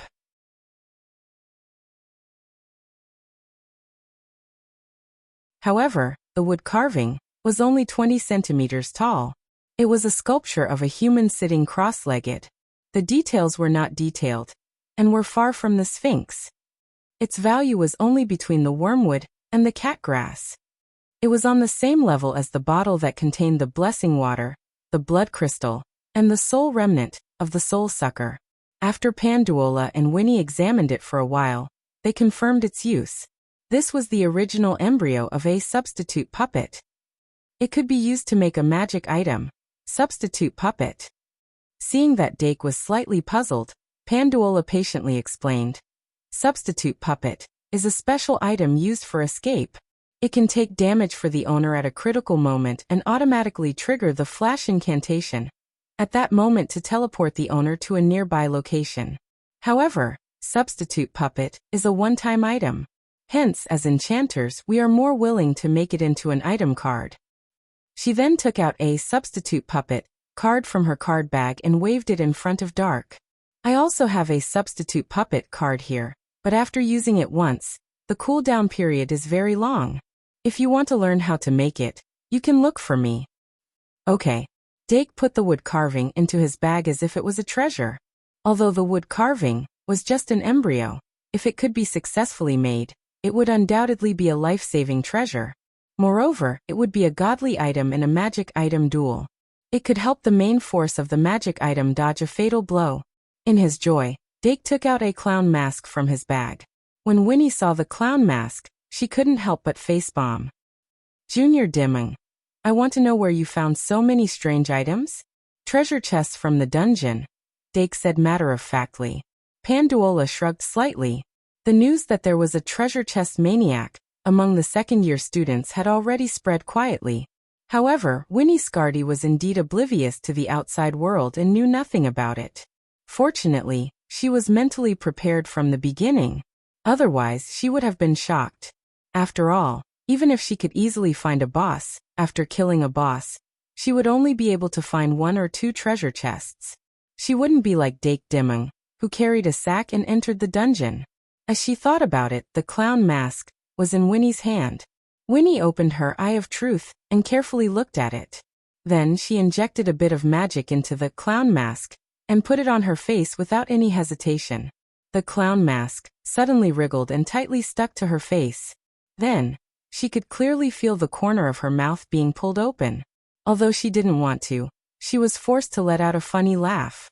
She blushed and hurriedly took off the clown mask. Panduola took it and teased, "Your laughter is not bad." Winnie closed her eyes and took a deep breath. She regained her smile and said, "This clown mask can make people laugh, but it can't make people laugh from the bottom of their hearts. So far, it doesn't seem to have any real effect. It's not even as good as a happy card." Panduola looked at it carefully and compared it to her face. In the end, she didn't dare to put it on. She put down the mask and looked into Dake's eyes and said, "Our dear Junior is an expert in the study of emotions. I think he can definitely modify it into a suitable item card." "I'll try my best." Dake put away the clown mask. The first thing he thought of when he got the clown mask was the Clown Emperor in Digimon. However, the Clown Emperor was an ultimate Digimon. if it was transformed into a magical elf, it would at least be at the 4th tier. With the quality of the clown mask, it was impossible for it to be the core material of the Clown Emperor. Therefore, he had to think of other ways to use it. Senior Sister Pandora's suggestion was very good. If he could combine bliss and improve it, he could make it into a mask that could make people feel ecstatic from the inside out. So much so that they couldn't control their laughter. Then he could refine a special control type, item card. Looks like I have to learn how to make item cards faster. After Dake put the clown mask back into his bag, he took out the final treasure, the blood crystal crown. It's still 10,000 words, 5 chapters. Begging for votes. 231 of 233. Because it's too lousy, it's still missing 2 chapters.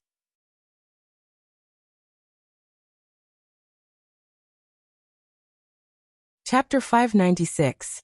This blood crystal crown was worn by the Blood Frog King when it appeared. However, the Blood Frog King was huge and fat, while the blood crystal crown was very small. Even if it was worn on a child's head, it wouldn't be uncomfortable. It was as if it was carved out of blood coral. It was crystal clear, and if one looked closely, one could see that there was a red light flowing within it, emitting a very rich magic power. Dake placed the blood crystal crown on the table and gently placed it down. Although the level of the Blood Frog King was only 6 stars, the value of the blood crystal crown, in the eye of truth, was even higher than the trash slime. It was similar to the Magic Fire, Magic Book, the Clown Mask, Biological Pearl, Silver Sphinx, and Dragon Tooth Sword from before couldn't compare to it. Can you help me take a look at this? Dake's tone was filled with hope. What a beautiful crown. Did you get this from the treasure chest in the dungeon? Winnie asked. Not really. Dake said. It was dropped by an elite monster when we were fighting a boss. Winnie asked curiously. What kind of monster is it? It's actually wearing a crown. Dake said, a Blood Frog King. Blood Frog King? Winnie's slender fingers that were reaching for the blood crystal crown suddenly stopped. Panduola didn't have any scruples. She took the blood crystal crown in front of her and examined it carefully. After a while she asked, since it's the crown of the Blood Frog King, it should be able to increase the control of blood elements. Did you see the Blood Frog King use the power of the crown? Dake shook his head slightly and said, in fact, the Blood Frog King only released an aura skill that increased all of its members at the beginning. Panduola asked, and then? Dake said, it died. That's troublesome. Panduola tapped her fingers on the table lightly and said, I don't have the talent for blood magic. Even if I inject magic power, I can't activate it. Maybe you can summon that leopard girl and let it try? It's not a leopard girl, it's a cat girl, Dake defended the Basti beast. If it really doesn't work, this is probably the only way. Even though there were many people in the academy with talent for blood magic, he would not give up what was close at hand for what was far away. However, Winnie frowned and said, if I remember correctly, the blood frog race has a very strange ritual. Their king is chosen from tens of thousands of people, and then they will be worshipped and crowned king. The crown was the proof of a king, and also the source of power. The Blood Frog King received the gift of the crown to obtain the power of a king. The proof of a king? Dark's heart skipped a beat as he suddenly thought of the item called King's Certificate. In the works of Pokemon, the King's Certificate, which was also in the shape of a crown, was a very important item. Not only could it give Pokemon's moves an abnormal status of making people cower, but it could also make Mosquito Incense Frog Fast Swimming Frog, and Dazed Beast evolve into Mosquito Incense Frog Emperor, Bullfrog Monarch, and Dazed King. Dake would definitely not forget about an item that had the same effect as the Evolution Stone. Senior Winnie's description of the Blood Crystal Crown was inexplicably compatible with the King's Certificate. Moreover, Mosquito Incense Frog Emperor and Dazed King were mainly of the water element, which matched the attributes of the blood frog. Thinking of this, Dake could not help but think, maybe combined with the Great Sin card, I can refine this blood crystal crown into a special King's Certificate? However, he immediately shook his head. The idea was good, but unfortunately, reality was cruel. It was not that he could not refine it successfully. After all, no one knew without trying. However, he did not have mosquito incense frog, or dazed beast. Even if he refined the king's certificate, it would not be of much use. Moreover, the water element was the main attribute of jealousy. Unless this king's certificate could be refined with pride, and the refined king's certificate would be effective on magic spirits other than mosquito incense frog and dazed beast. Although the possibility is very low, I can think in this direction for the time being. Other than this, there is another way. Since this blood crystal crown and blood frog are so closely related, perhaps I can use this as the core to refine mosquito incense frog emperor, or dazed king, or monster frog emperor. Dake thought for a moment and looked up at Claire. However, Claire did not say much this time, and only watched them do their work. Dake sighed slightly and put away the blood crystal crown. Although this treasure was very valuable, it did not seem to be easy to use. After he put the blood crystal crown away, he thought for a moment and took out a long box. This box was found by little Ivan in the final room of the boss, and there was a scroll made of animal skin hidden inside. He opened the box under the curious gazes of the people around him, and took out the scroll inside. Then he spread it out on the table. I found this scroll in the boss room of the 10th floor. It looks like a map of a certain place. Map.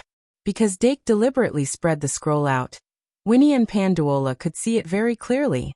The two of them noticed the hexagram symbol on the upper right corner of the scroll almost at the same time, and they had the same thought as Dake. Could this be a treasure map? Winnie muttered. A treasure map obtained from the dungeon. Panduola looked up at Dake and asked, "Other than this scroll, what else did you find in the boss room?" Dake thought for a moment and said, "The key to the 15th floor of the dungeon." "Looks like it." Panduola smiled. "This should be the map of the 15th floor of the dungeon." Dake immediately understood. "Looks like senior sister has experienced something similar?" Panduola nodded. "Something like that.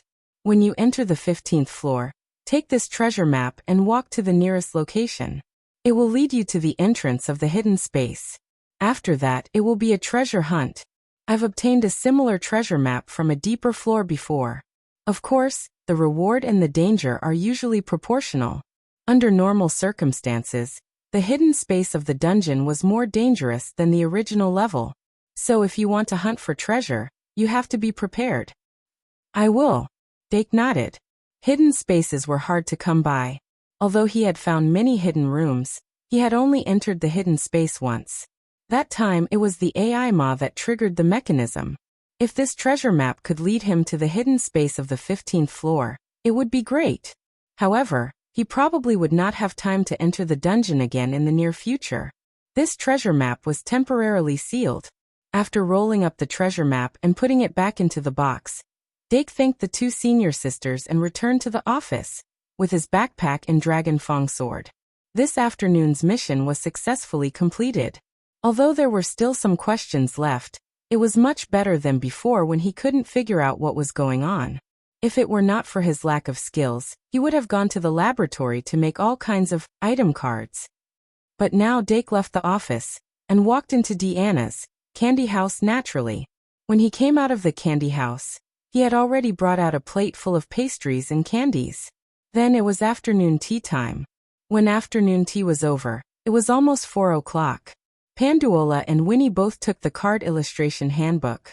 They were obviously interested in this exhibition match. Claire and the twin sisters also left quickly.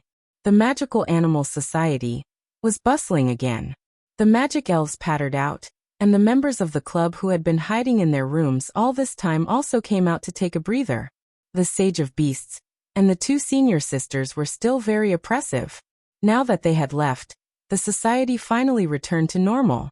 When it was mealtime, the 5 members of the society went to the cafeteria to have a small meal. Dake did not return to the society. Instead, he went back to his dorm. He took out the treasures from his backpack and sorted them out. Then he sat down and flipped through the notes from the afternoon. Then he started to take action.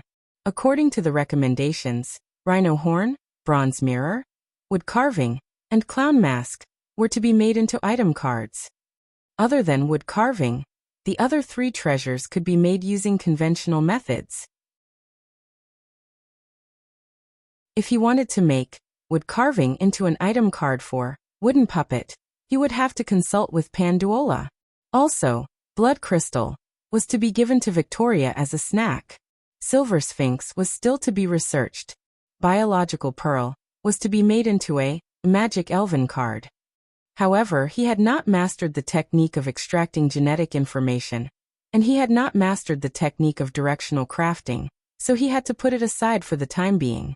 As for the blood crystal crown, he had not figured out how to use it yet. What he could do now was to pour out the blessing water and empty the bottle. Then he would take out the dragon tooth sword and grind it into powder to preserve it. Finally, he would further process and preserve the soul remnant of the soul flayer in preparation for the 3rd-tier magic elven card. The things that could be done were not difficult, but they were very tedious and time-consuming. Dake could not always push all these things to Meow Meow. He also needed to learn from them. The blade of the dragon tooth sword was ground into a large jar of dragon tooth powder. This soul remnant was also made into a jelly-like life foundation. However, when these 2 things were done, it was already late at night. Dake washed up and went to bed. After practicing Underworld Spirit spell, he went to sleep. Thursday morning, alchemy class. Professor Kazair was not in a hurry to continue teaching. Instead, he spent the entire class teaching the students how to familiarize and consolidate the usage of Eye of Truth. It was also during this class that Dake became more aware of the advantages and disadvantages of his Eye of Truth.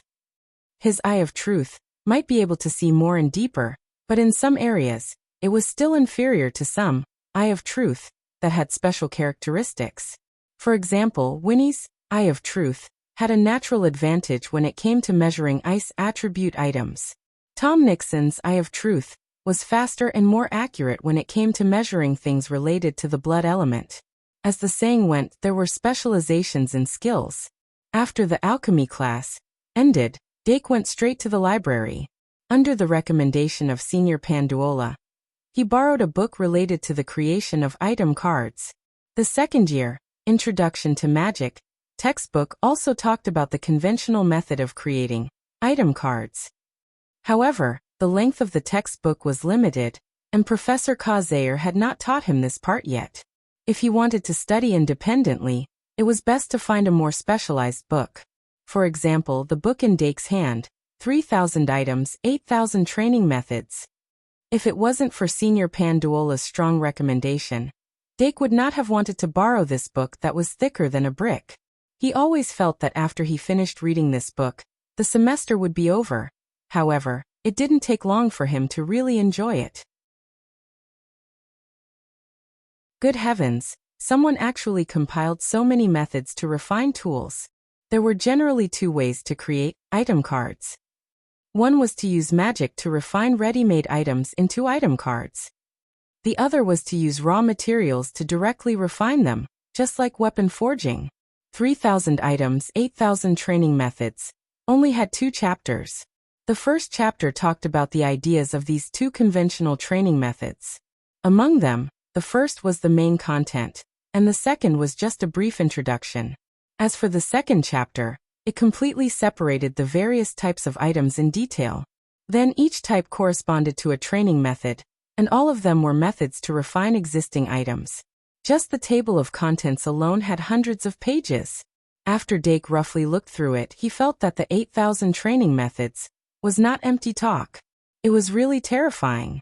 However, with this book, as long as one had enough patience, they could basically find the item card refining method that could be used as a reference. Dake shifted his focus to learning how to refine item cards, and quickly became obsessed. It was to the extent that he had to take out the great absent-minded method that he had not used for a long time, so that he would not be blinded by greed. It's a pity that I didn't bring the 2-headed demon's bloodthirsty axe back to the academy. Otherwise, I could experiment and verify it according to the book. Even if that thing is broken, I won't feel bad. Dake could not help but sigh. At night, after the astrology class ended, Dake brought the magic elves back to the dormitory and began the first official refining of item cards. He did not completely grasp the refining technique of item cards, but he wanted to verify what he had learned through experiments. Of course, under such circumstances, it was impossible to use those high-value materials for experiments. Dake picked in front of the material cabinet. Finally, between the ring of strength and the pearl of perception, he chose the pearl of perception. The value of these two items obtained from the dungeon was not as high as the wormwood, and they belonged to the lowest grade of treasure chest treasures. However, the ring of strength only required a little mana to increase the arm strength, and it was very suitable for daily use. It could also help Dake slightly reduce the power gap between him and those who were born with superhuman strength. Although the pearl of perception could increase one's perception and help adventurers discover traps more easily, as the enhancement was not large, the actual use was not that great. Moreover, as long as it was successful, it would only change from an item to an item card. If it failed, it would not be a heartache. As it was very late, Dake quickly prepared and immediately began the experiment. He was not completely inexperienced. After finding the conventional refining method of similar items from the 3,000 items, 8,000 training methods, the initial experiment could be said to be quite smooth.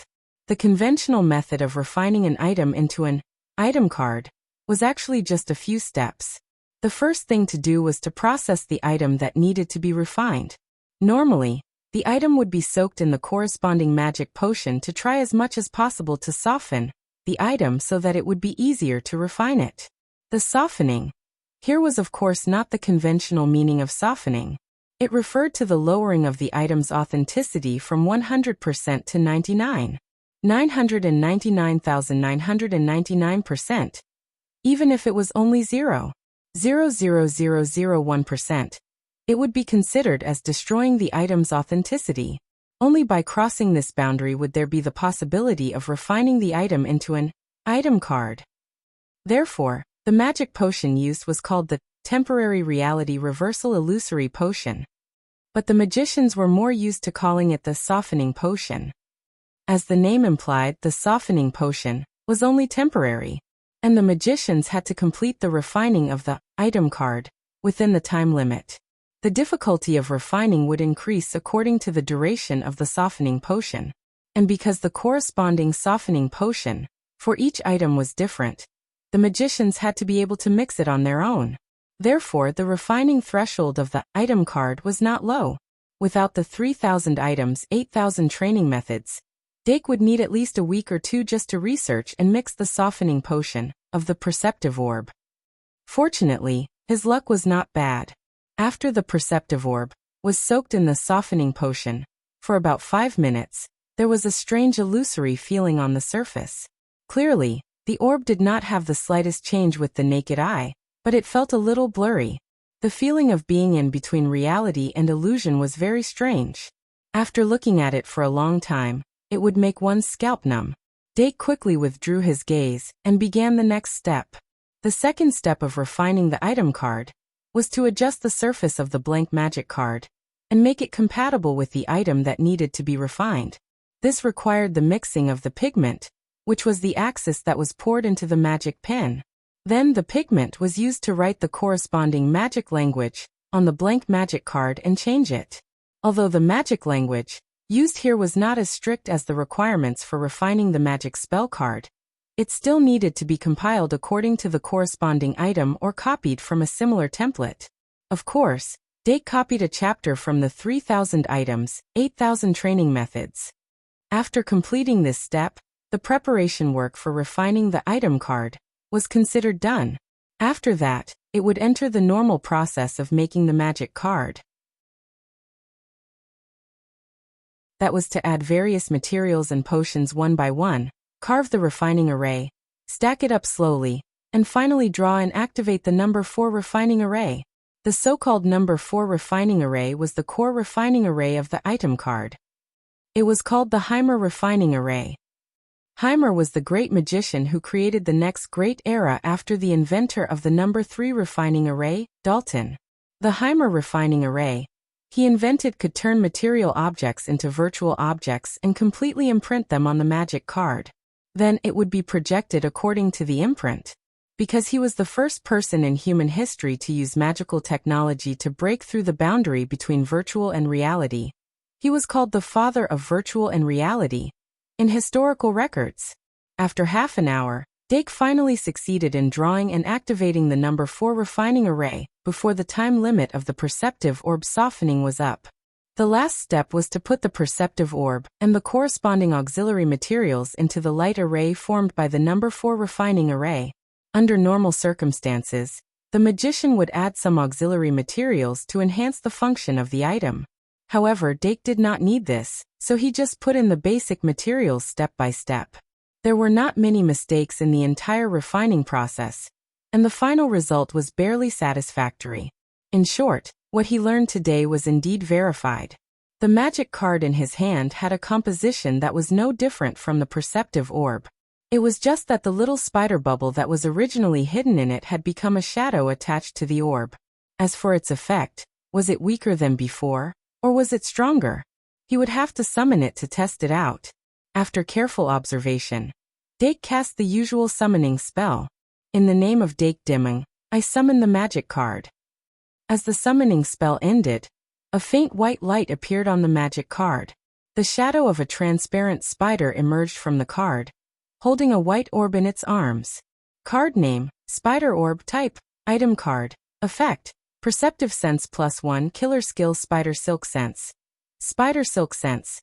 The spider orb releases a ray of light like spider silk, sensing and investigating the environment within the range. Spider Sense? So this orb is called the Spider Orb? Dark held the spider pearl in his hand and pondered for a moment before whispering, Spider Sense. The white orb in the transparent spider's arm suddenly emitted a white light, and the ray of light like spider silk shot out in all directions. With a little control, the ray of light was retracted in one direction, and then penetrated the wall without any hindrance and went out of the wall. Dake only stopped the spider silk sense when the ray of light had drifted to its limit, and the ray of light was sucked back into the orb. I see, this ray of light has the ability to sense and investigate. Once there is an unexpected situation, the spider on the orb will have different reactions.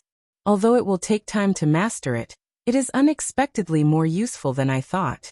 The disadvantage is that after refining the magic card, if it wants to last for a long time, it will need to be injected with magic. But this orb needs to be injected with magic to activate it, so there is not much difference. Then, this time's item card refinement should be considered a success, right? Dake stopped the summoning and began to ponder. His main task was to find the missing parts in the book, correct the inadequacies in the experiment, and further study. This step took even more time than the experiment. It wasn't until after midnight that Dark finally fell asleep. The next morning, Dake continued to read 3,000 items, 8,000 training methods. Then, at 9:30 a.m., he started on the pink crescent pendant. This crescent pendant was the first treasure he obtained after entering the underground city. Although there was not much magic inside, its value in the Eye of Truth exceeded the wormwood. Dake's wormwood was frequently used to store great sins, so its value in the Eye of Truth was actually higher than the ordinary wormwood. From this, it could be seen that the crescent moon pendant must have something special about it. It could be a pink metal chain, or it could be a crescent-shaped pendant. But no matter what it was, it did not prevent him from refining it into an item card. After finding a similar type of item refinement method, Dake began to experiment.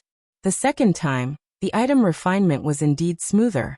Although there were a few mistakes along the way, it was not irreversible. He made on-the-spot adjustments and finally pushed to the final step. But this time, when he put the crescent pendant into the number 4 refining array, he also dripped a little bliss at the same time. Without a doubt, bliss and the crescent pendant had a very high compatibility. After cleaning the contaminated magic card, Dake wiped the surface of the card dry and frowned as he carefully examined it. Compared to the spider pearl last night, he had more expectations for the crescent pendant. There was indeed a pink crescent pendant printed on the surface of the card, but the chain had more cloud patterns, and the crescent pendant was also emitting clear moonlight. On the background of the card, there was a half-covered full moon. Dake realized that his experiment was likely to succeed. That drop of bliss was very likely to have triggered the hidden value of the crescent pendant. Don't waste it. In the name of Dake Dimung, I summon the magic card. Dense mist appeared on the card's surface, and the moonlight parted the clouds, illuminating the face. A pendant that was not much different from the item itself appeared. Card name, Crescent Pendant. Type, Item Card. Effect, Charm +2 Killer Skill. Beauty under the moonlight. Beauty under the moonlight sometimes mesmerizes the opposite sex that comes in contact with you. Success rate increases when using charm abilities. Under the moonlight, the effect of Crescent Pendant is doubled. Let's not talk about the 2 points of charm for now.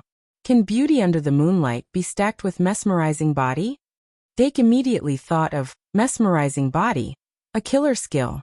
Mesmerizing body and beauty under the moonlight were both killer skills of the charm type. Moreover, mesmerizing body had the same effect of mesmerizing the opposite sex that came in contact with you. Dake's fairy Ibu had mesmerizing body as a killer skill. Moon Goddess in the form of a divinity armament also had mesmerizing body when she released Moon Palace. The item card Crescent Pendant was equivalent to giving the wearer an enhanced version of mesmerizing body. Not only could it mesmerize the opposite sex, but it could also increase the success rate of the charm type skills. Especially under the moonlight, the effect would be doubled. This meant that Fairy Ibu's mesmerizing body and mesmerizing voice mesmerizing effects would increase. Under the moonlight, her charm would be limitless, and no one of the opposite sex would be able to resist her charm. Thus a formula was born: frowny face Fairy Ibu plus Crescent Pendant equals male killer. So where's Fairy Ibu? Dake turned around and saw the little pink cutie staring at the Crescent Pendant in his hand with its large, light blue eyes.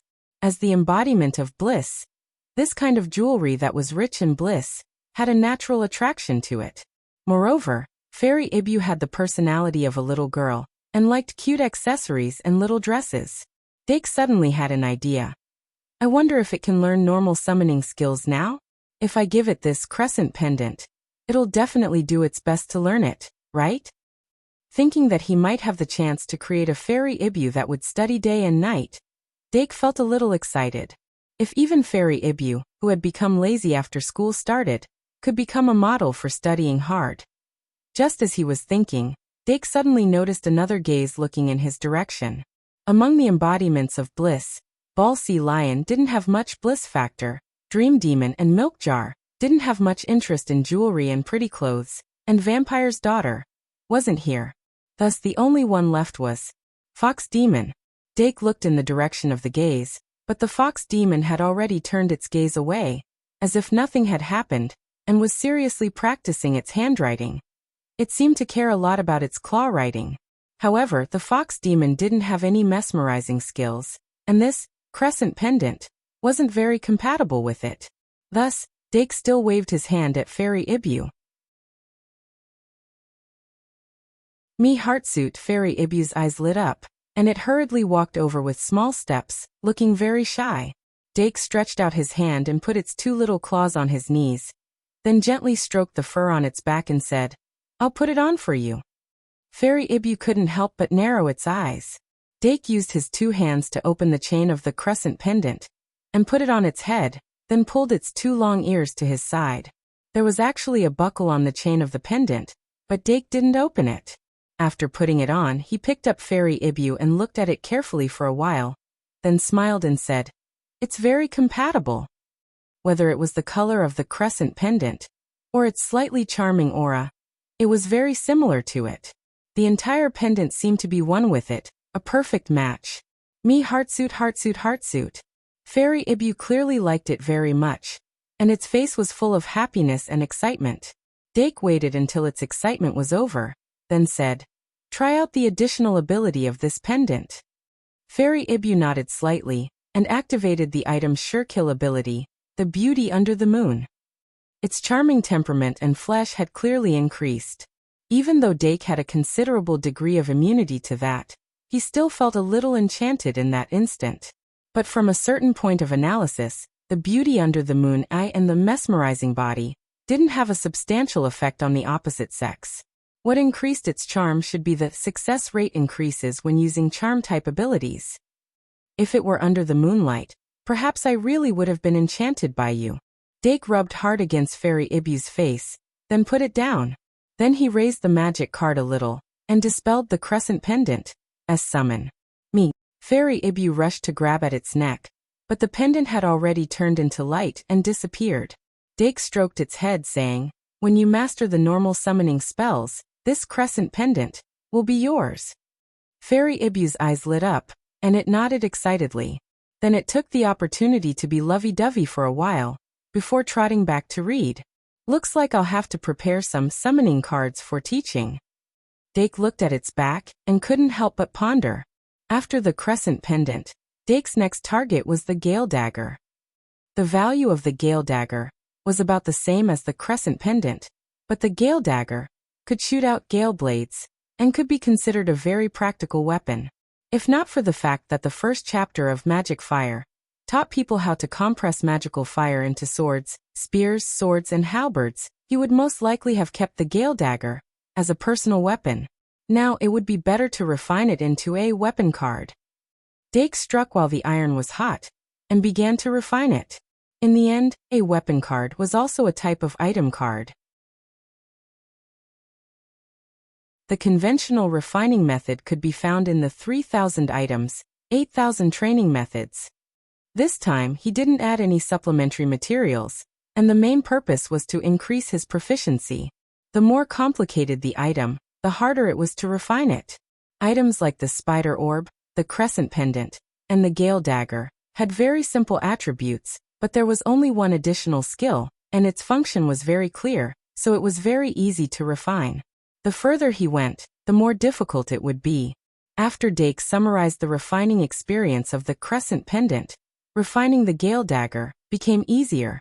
Other than spending some time looking for similar items in the 3,000 items, 8,000 training methods, everything went relatively smoothly, and he successfully completed the refining before the deadline. Card name, Sickle Dagger. Type, item card.